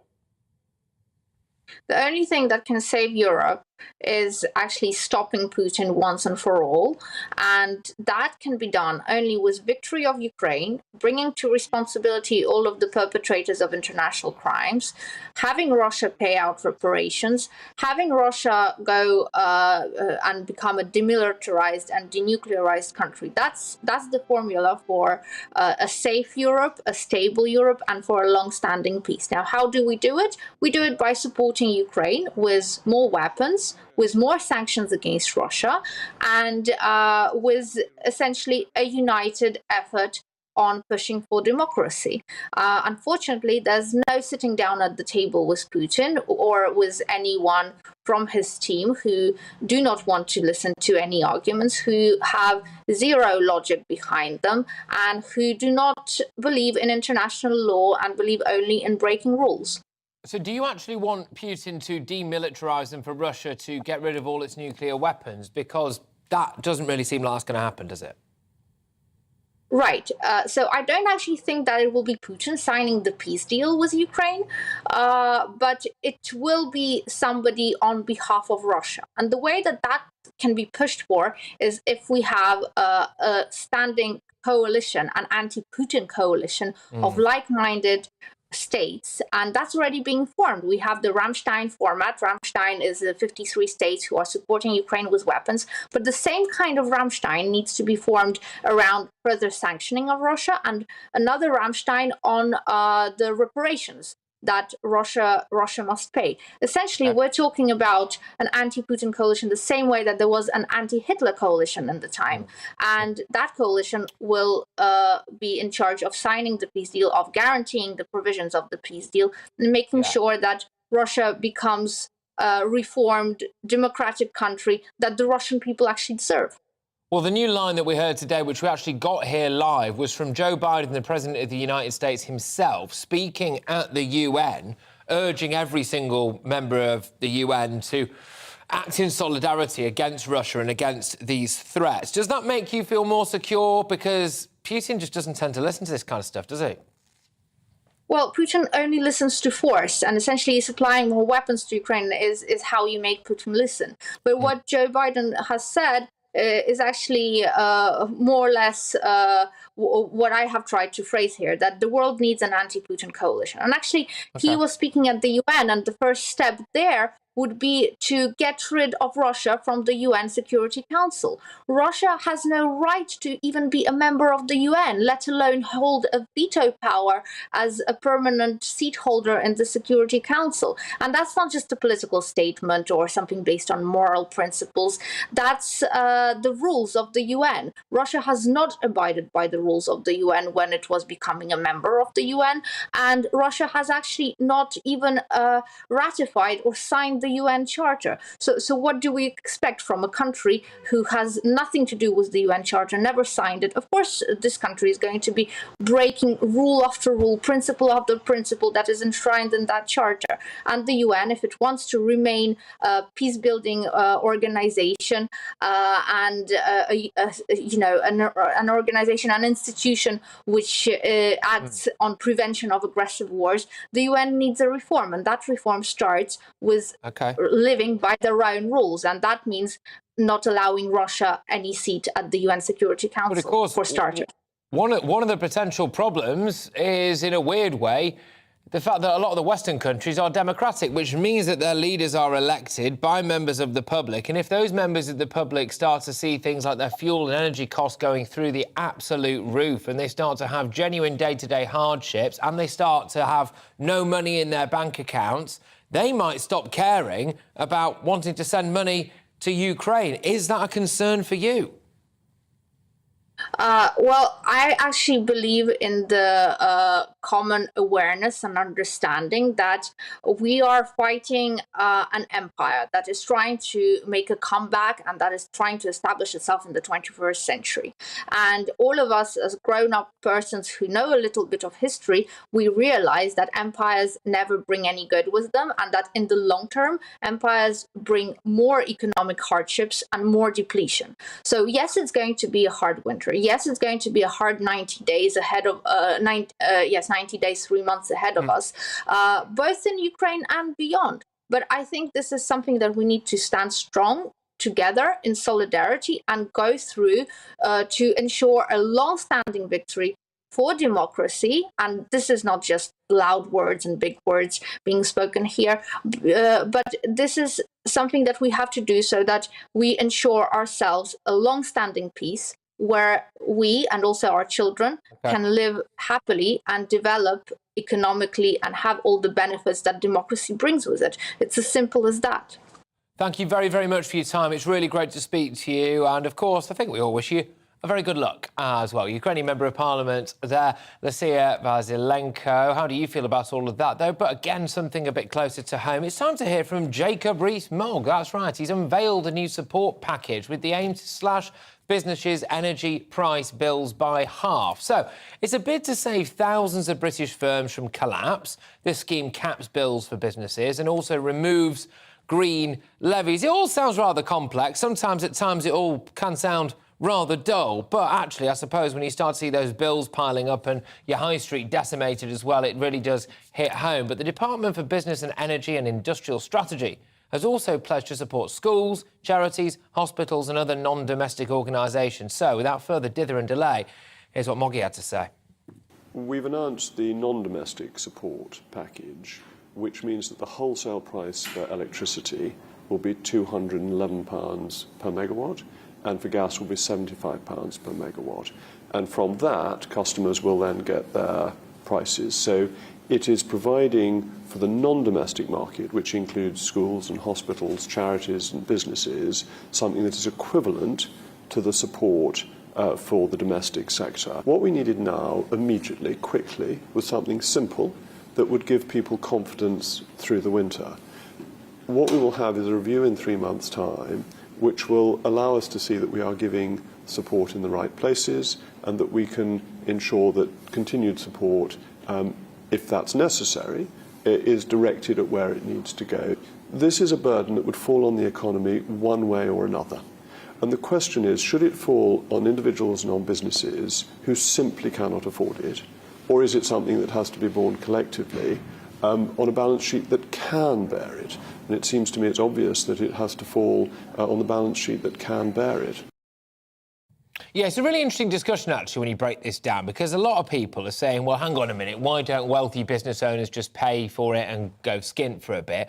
And then, you know, why don't actually taxpayers pay for it instead? That seems to be the major debate going on here. So let's have a discussion about it with John O'Connell, who is the Chief Executive of the Taxpayers Alliance. John, thank you very, very much. It's a strange one, this, because we seem to be handing out money left, right and centre. I even saw in the bulletins there, now bus drivers are going to go on strike. They want a pay rise in line with inflation.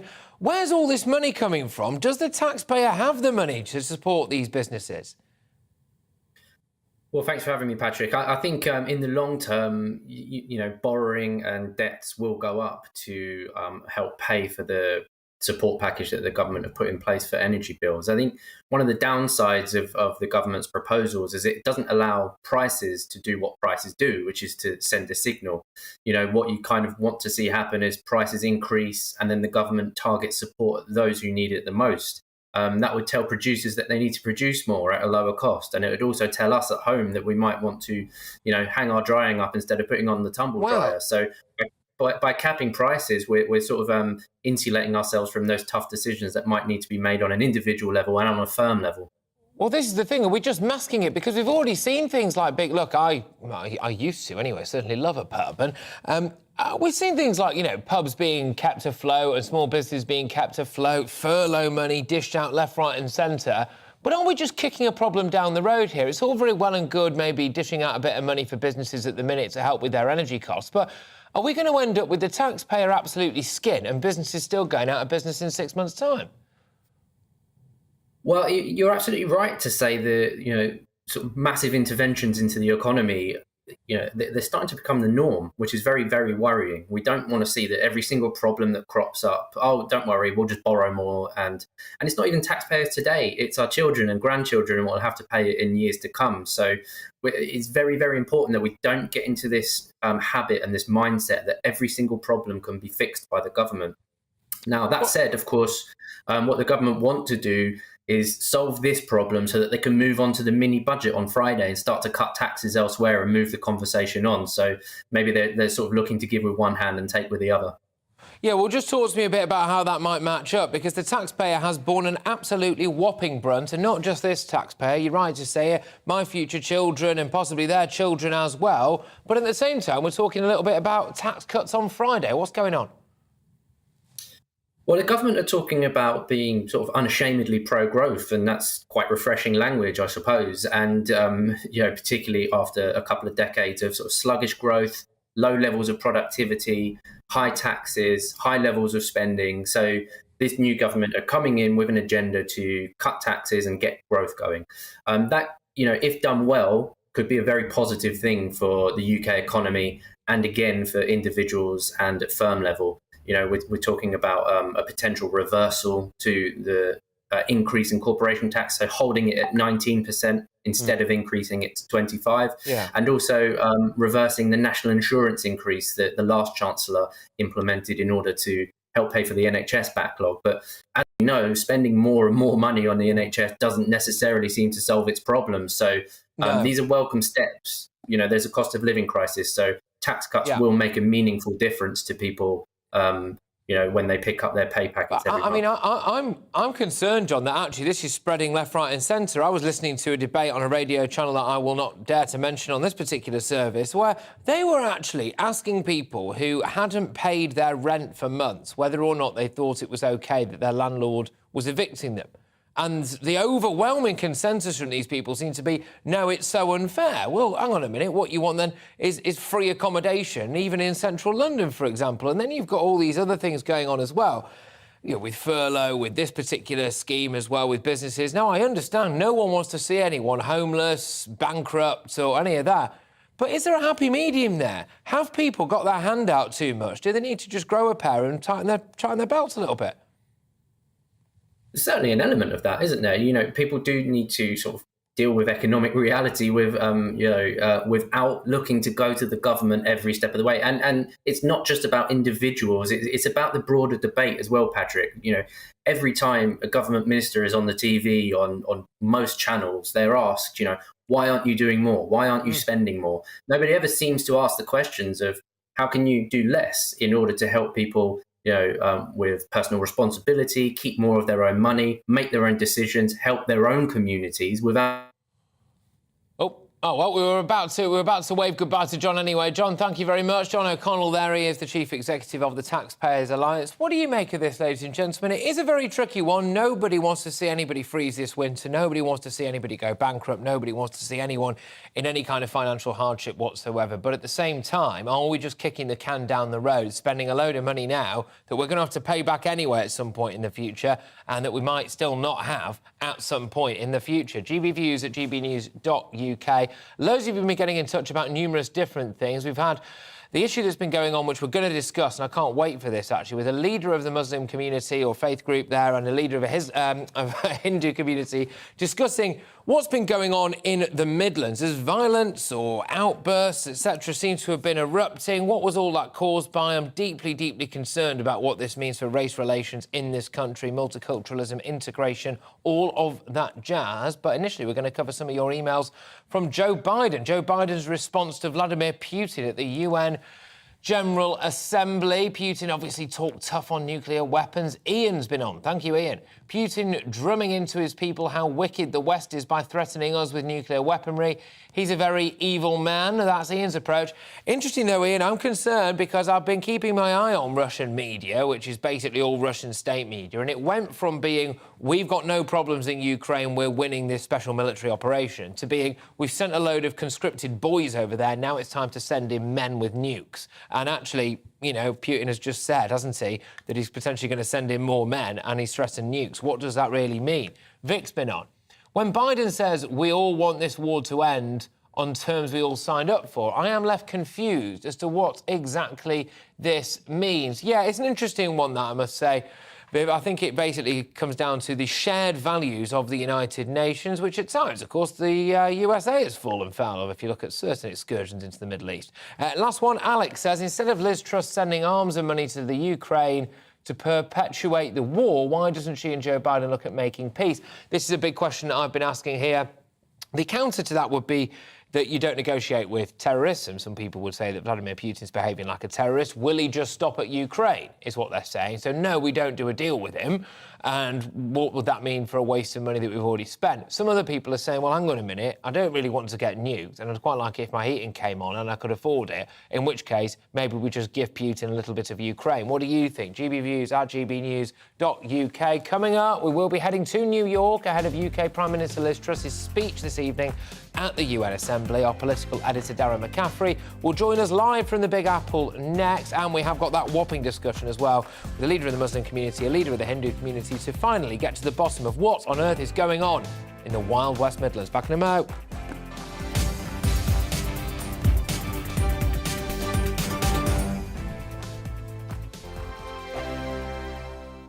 We are GB News. And we'd like to say thank you To each and every one of you. for helping our great nation. Find its voice. We're absolutely everywhere. Across England, Scotland, Wales and Northern Ireland. On TV. On radio. and online. we're proud to be The People's Channel, Britain's news channel. On the Mark Steyn Show, we cover the stories a lot of people are scared even to mention. The stuff that really matters with some of the world's biggest thinkers. Now is his opportunity to kind of take the steering wheel of history. Break away from the flock at 8 o'clock on GB News with the Mark Steyn Show. Hello, I'm Esther McVeigh. And I'm Philip Davis. Whether you're watching or listening on TV, online or on radio, we handpick the latest stories, debates and expert opinions for your weekend. So whether that's politics, news or showbiz, we've got it covered. Join us every Saturday morning at 10 o'clock on GB News. Join my show Farage, 7 p.m. till 8 p.m. Monday through Thursday, and there you will get opinion, analysis, debate, and I'll cover stories that nobody else dares to touch. You've been cancelled. Join the club. Oh my goodness me. And then for the last 15 minutes, talking pints. We're over a drink. We have a civilised conversation with someone. We very often disagree, but we do it in a grown-up way. Come and join me on Farage.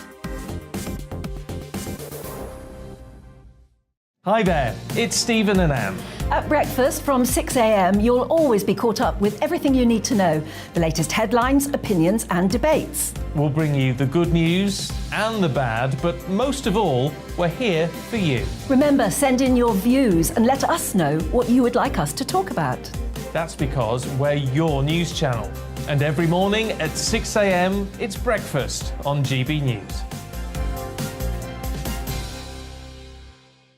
I'm Dan Wootton. Join me Monday to Thursday from 9 to 11 for the feistiest and most fun news debate on TV, where free speech reigns. I'll bring you a sharp take on the day's biggest stories, bombshell newsmaker interviews, and A-list guests. And I guarantee you, no spin, no bias, no censorship, and no reason to go to bed. That's Dan Wootton Tonight, Monday to Thursdays from 9 on GB News.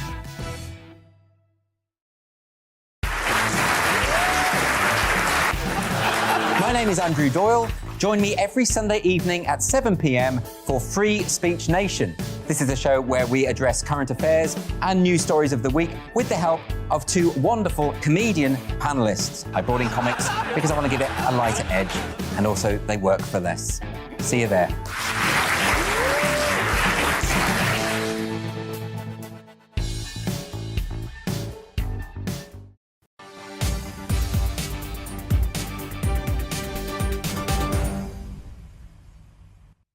Well, earlier this afternoon, US President Joe Biden addressed the UN and condemned Vladimir Putin's invasion of Ukraine as a shameless violation of the UN Charter. Here is a clip of what he said. The United States wants this war to end on just terms, on terms we all signed up for, that you cannot seize a nation's territory by force. That the only country standing in the way of that is Russia. We will stand in solidarity with Ukraine. We will stand in solidarity against Russia's aggression, period. Right, well, President Putin has been talking tough today. He's vowed to rope in up to 300,000 Russian reservists and hinted that he could go nuclear in a televised address. The Russian president has warned the West that he isn't bluffing. He's added that Russia has lots of weapons. And we're going to cross live now to Darren McCaffrey, who's in New York, where Joe Biden was talking a little earlier on. Darren, thank you very much. Can you just tell us a bit about this reaction to President Biden's address in New York? Because I think it's concerning times on the world stage at the moment, isn't it? Yeah, really concerning indeed. We've not really heard as strong a rhetoric, let me put it that way, from the Russian President Vladimir Putin through the course of this war. It does seem to keep ratcheting up with every month, with every difficulty, clearly, that Russia is facing in Ukraine. A pretty punchy speech, though, it must be said, from President Biden here at the United Nations, talked about how Russia and Putin's claims that he had to act because he was threatened, or Russia was threatened. Joe Biden argued that no one threatened Russia and no other country, not least of all Ukraine, sought war or conflict with Russia, saying that it was an outrageous act and that the world should see it for what it is, and said it broke those key tenets of the United Nations, if you like, though in many regards, of course, Patrick, the United Nations is somewhat limited in what it can do, not least of all because Russia is on the UN Security Council, and that means that it's got an effective veto in all of this. So, you know what, in many regards, we're seeing this pretty angry, pretty forthright, pretty united response, I would say, from the Western world in what we heard from President Putin, overnight here in New York in the early hours of the morning for you guys. I suspect, though, they're just going to have to wait and see what this mobilization actually means for the conflict in Ukraine. NATO today suggesting they've not seen any evidence of changes to Russia when it comes to its nuclear capabilities. And we have to remember, even with this mobilization, which is starting immediately from today, and even with the ratcheting up of armaments, which Russia has also announced, none of this stuff's going to take or happen anytime soon. It is going to take a while, some even suggesting possibly up to a year for it to really actually have any effect on the conflict in Ukraine. And, you know, God knows where we'll be in a year's time. Elsewhere here at the United Nations, we're hearing from a whole range of world leaders, not least of all from our Prime Minister Liz Truss, who's expected to speak at around 9 p.m. local time tonight, so that's in the wee small hours for you guys back home. And I suspect it will be a pretty similar message from the British Prime Minister, a real show of solidarity, and we'll also see that when she actually meets with the US President Joe Biden in the next hour or so here in New York. Ukraine undoubtedly top of the agenda, just like it was actually when she met with the EU Commission President Ursula von der Leyen a little bit earlier on this morning here in New York, in which they talked about how there was this common thread of unity when it comes to Ukraine, that they agreed that Putin's recent calls to mobilize parts of the population were a sign that Russia's invasion is failing, that it was a statement of weakness. That was the conclusion from the European Union and indeed the UK in that joint statement. So the focus here very, very much on Ukraine, though, as I say, the United Nations, somewhat impotent in its response. Lots of condemnation, very little action, it must be said. While for you guys back home, clearly the focus is domestically ahead of that not spring statement, we're in the autumn on, with the autumn statement, the mini budget, the fiscal event, whatever you want to call it, tomorrow. We're going to learn much more about those tax cuts that many economists and much of the country have been waiting to hear about for the last couple of months.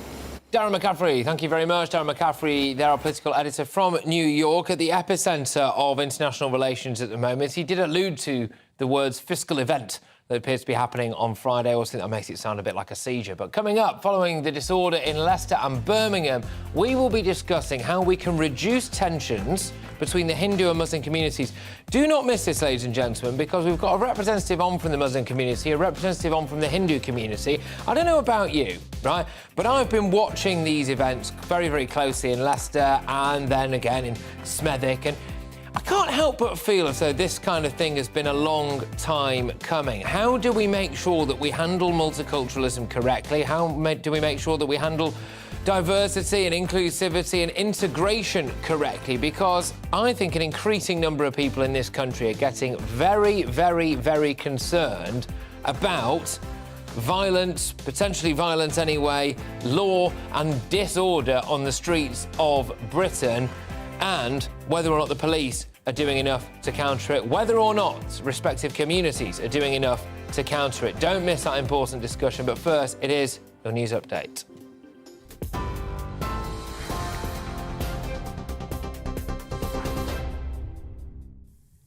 Good afternoon, it's 5:33. I'm Tatiana Sanchez in the GB newsroom. Well, as we've been hearing, the US president says the war in Ukraine is about extinguishing the country's right to exist as a state. Joe Biden told the United Nations General Assembly Russia's President Putin has made reckless nuclear threats and said territory cannot be seized by force. His comments come after Putin announced 300,000 military reservists are being called up to fight his war in Ukraine.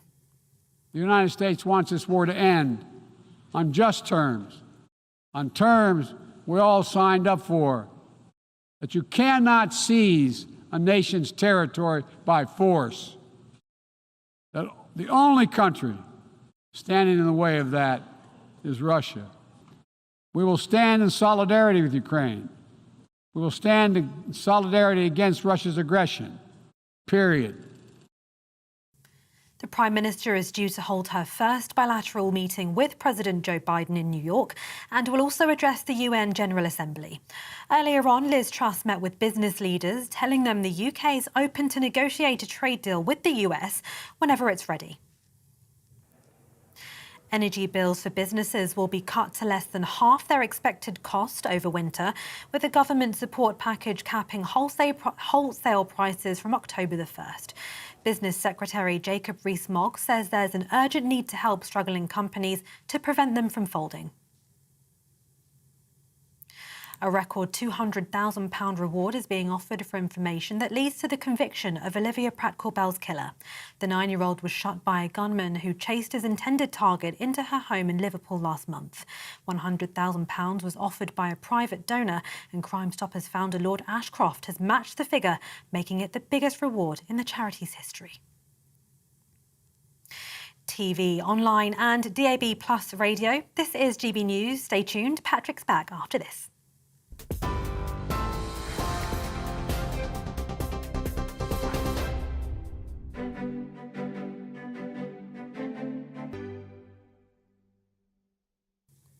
Here's a quick snapshot of today's markets. The pound will buy you $1.133 and €1.147.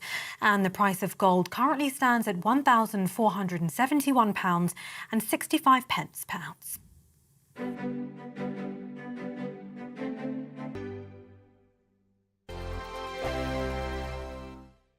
We are GB News. And we'd like to say thank you To each and every one of you for helping our great nation Find its voice. We're absolutely everywhere. Across England, Scotland, Wales and Northern Ireland. On TV. On radio. And online. We're proud to be The People's Channel. Britain's News channel. On the Mark Steyn Show, we cover the stories a lot of people are scared even to mention. The stuff that really matters with some of the world's biggest thinkers. Now is his opportunity to kind of take the steering wheel of history. Break away from the flock at 8 o'clock on GB News with the Mark Steyn Show.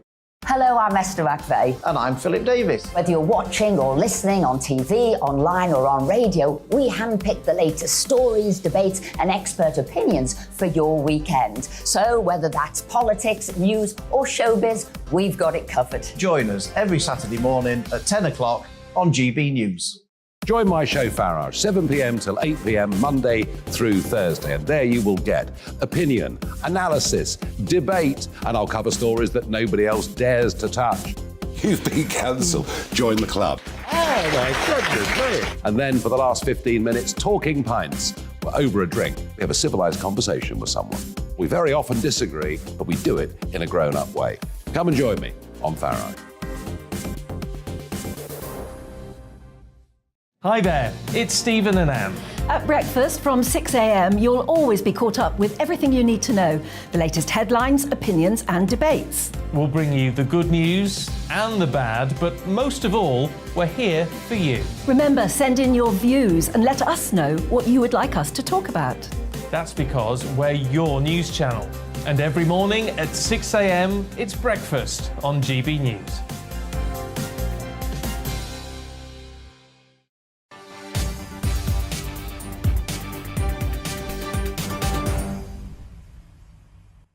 Welcome back, everybody. Patrick Christys here on GB News Live. I'm with you for the next 20 minutes or so, and there's lots for us to squeeze on in. I want to get to some of your views in a second, but just tease what we've got coming up. We are going to be discussing the events, really, disgraceful events that have taken place in Leicester and then in Smethwick in Birmingham. Real fears now that this may be about to expand potentially in other areas of the Midlands and goodness knows where else. The latest in what would appear to be a long line of civil community unrest amongst certain communities. This one happens to be between elements of the Muslim community and elements of the Hindu community. What initially started out as a bit of a discrepancy over a cricket match in which India beat Pakistan soon erupted, shock horror, into violence and chaos and lawlessness on the streets. I want to get to the bottom of why. I also want to get to the bottom of why things similar to this appear to keep happening. I don't know about you, but I am absolutely sick and tired of seeing things like Batley Grammar School, the protests out there. I'm sick and tired of seeing other certain protests where members of a certain community were able to go outside a primary school and bring with them a mobile billboard that said that they were going to have gay people burnt to death and things like this. So it's absolutely shocking stuff, and I am sick and tired of it happening on our streets. And I want to know what is going on and what our police force can do differently in order to stop this happening. I want to get to the bottom of what these tensions actually mean, why they are occurring, and what we can do to stop them. GBviews at gbnews.uk, because if you're anything like me, you're concerned about where this ends. And it's important, if we're going to have high levels of immigration and we're going to have high levels of immigration into small areas and small pockets of the country, then we need to get integration right. We need to get multiculturalism right. And this latest event between some sections, not all, but some sections of the Muslim and the Hindu community, well, for example, really, worryingly, what it appears like is that it's almost issues that are foreign to ours, quite literally, foreign to ours, issues that have been going on over in that part of the world are now playing out on the streets of Britain. GBviews at gbnews.uk. We're hoping, anyway, very shortly, to have a discussion on just that with a member of the Muslim community, a member of the Hindu community, to really, I suppose, see if we can get to the bottom of this and, frankly, stop it from happening. But lots of you have been getting in touch with your views on Joe Biden, on Vladimir Putin, the war in Ukraine, and Peter's been on. Peter says something that we should appease Putin by just giving him a little bit of Ukraine. Will that stop him? No. So let's give him, say, Scotland and Germany can give him Bavaria, and the USA can give him Texas. None of us would even consider such an option. Neither must Ukraine be expected to do so either. It's time to arrange for a little muscle to visit Putin. Interesting that, because that's really the discussion now, isn't it? If Putin is posturing, which he is, and he's sabre-rattling, which he is, and he's threatening to go nuclear and put more men on the ground, at what point, at the same time as people start seeing the energy bills pile up, do people start to say, hang on a minute, Is it actually worthwhile just giving him a bit of Ukraine, which I appreciate for many people is unacceptable, to appease him and so that we can get back to quotes unquote normality? Or do we try to smash him into the ground? Is that even an option? Angie says, give Putin an inch and he will take a mile. Unfortunately, we do have to support Ukraine. If we don't stand up to him, Putin will not stop at Ukraine. And that is the argument, isn't it? That's the argument coming out of Ukraine.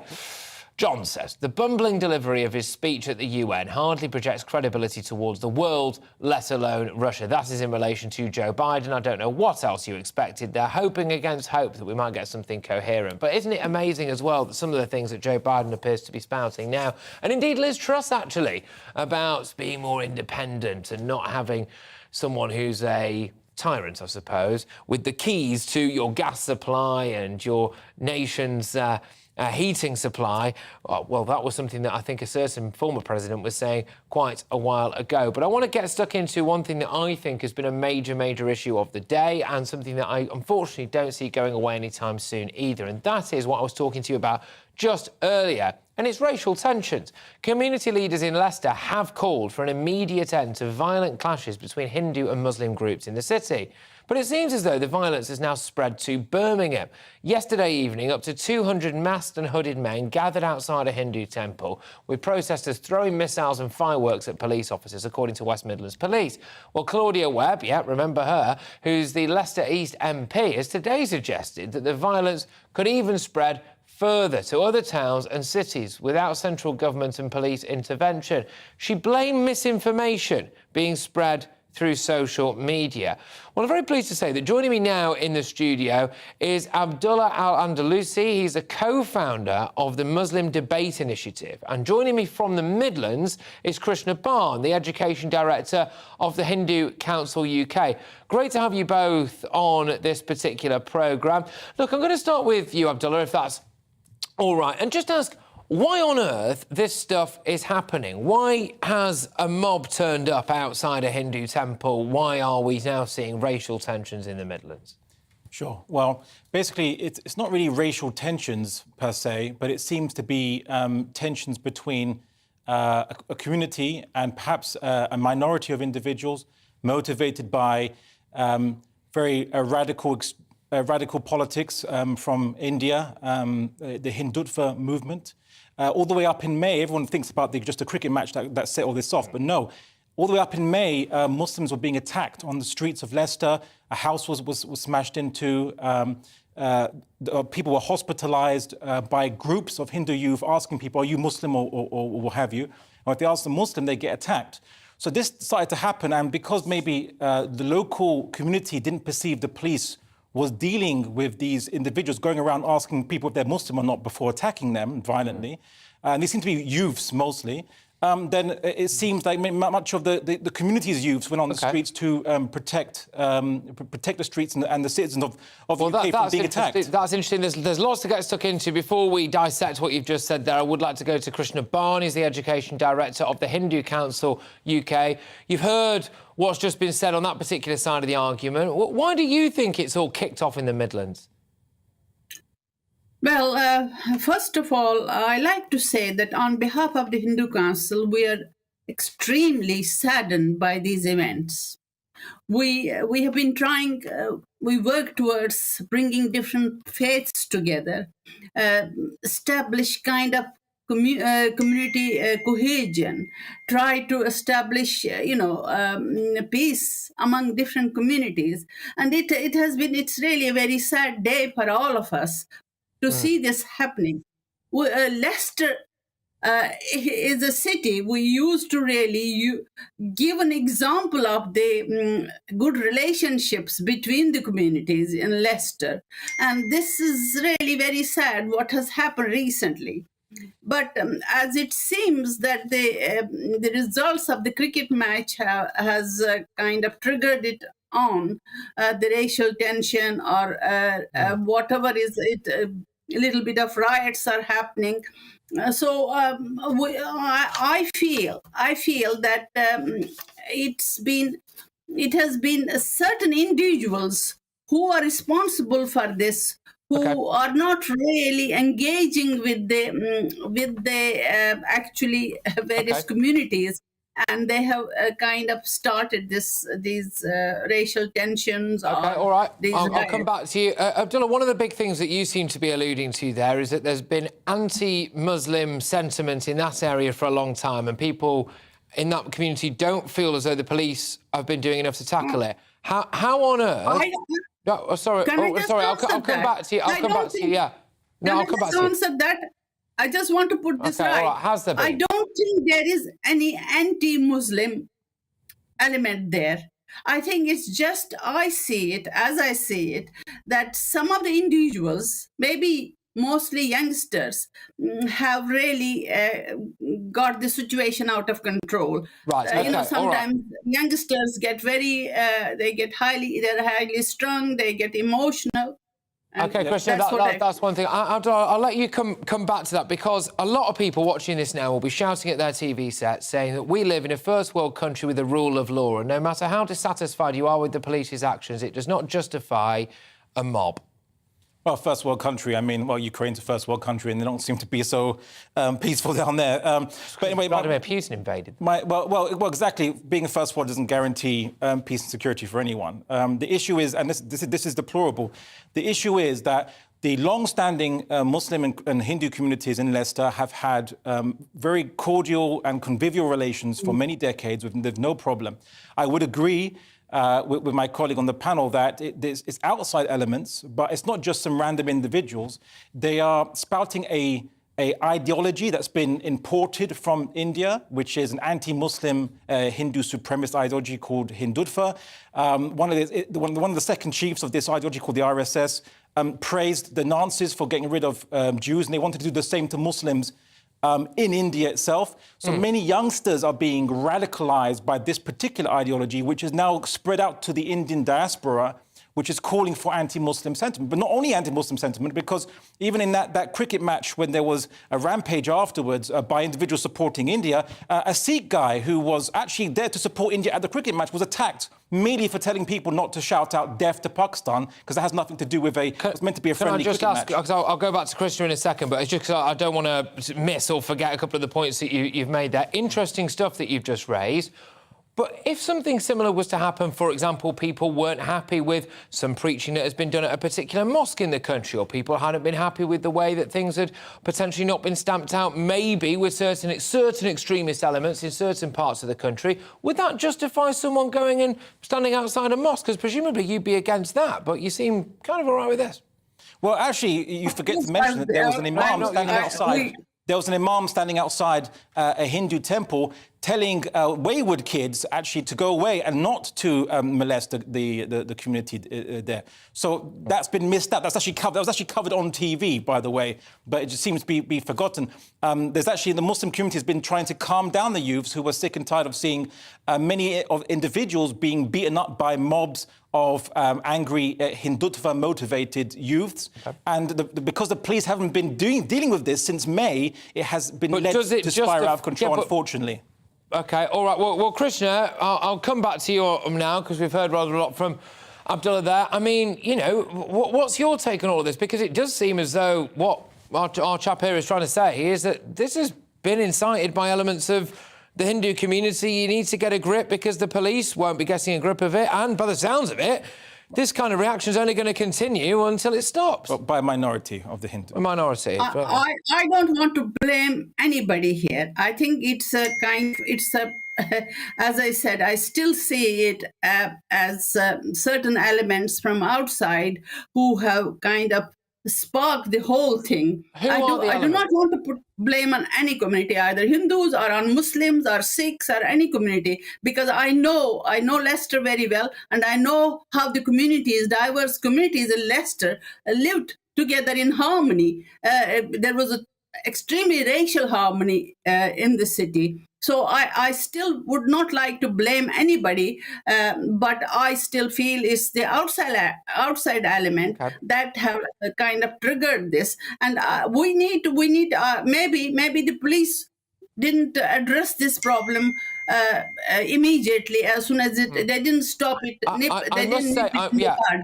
I must say, Abdullah, I was rather concerned when you didn't appear to condemn the fact that just because the police hadn't dealt with this, that things maybe will be taken into, well, really, a mob's hands. I don't really think that's the way any of us want to operate in this country. But what are the solutions, Abdullah? Because we cannot. It should be implied. You should assume that I condemn it. And if I don't, I asked you, and I didn't say yes. So I said it was deplorable. Did you not hear me say that? No, I didn't hear you say that. To be perfectly honest. Well, it's recorded now. You can. That's all right. That's fine. If I missed it, I missed it. But I did ask you about it. But what do you think of the solutions are going forward now? Because we can't keep having this happening, can we? This kind of stuff.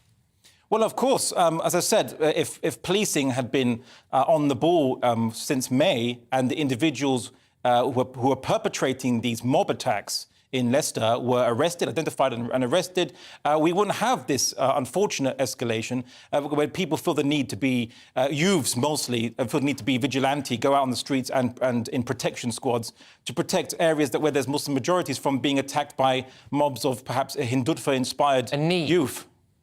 You said a need. Is there a need for it? No, I'm saying they perceived. If they perceived it was a need. Unfortunately, I want the police to be there managing law and order. You know, call it a radical opinion, but the police should be the ones maintaining everyone's protection and the guaranteed right for everyone to go out safely, be they Muslim, Christian, Hindu, Sikh or whoever. Okay, Krishna, what do you think the solutions need to be here? You've obviously heard from Abdullah. What's your view? Because people are concerned. Claudia Webb, for example, the MP, is concerned that this could spread not just from Leicester to Smethwick, but across the Midlands, across the country. We need to get this sorted. So how can it be resolved for you? I agree with my colleague. First of all, it's the police. They need to, first of all, restore some peace. They need to work hard at it. They need to use different strategies, not violence, but they need to use different strategies to restore peace among different communities. And then that is the short term. That is the short-term solution. But the long-term solution, we need to really address that. We need to get different faith leaders of different different faith leaders of various communities together, sit together and really find the solution, find the strategies to address this, the long-term issue of this restoring peace. And also for young people, I would, as an educationist, I would suggest workshops. I would suggest some kind of engaging them with certain educationists to address the problem. Very quickly, sorry, I'm just going to ask you both the same question, OK? So one after the other. Abdullah, I'll start with you. There are certain concerns amongst some people, not all at all, that this is maybe a sign that multiculturalism integration is not working particularly well in British society. How would you respond to that? Abdullah first. Well, if you just go back into history, they've been saying this for 200 years. We've been having immigration, Irish immigration, Jewish immigration, Italians, Turkish. We've had all kinds of people from around the world come to this country for the last 200 years.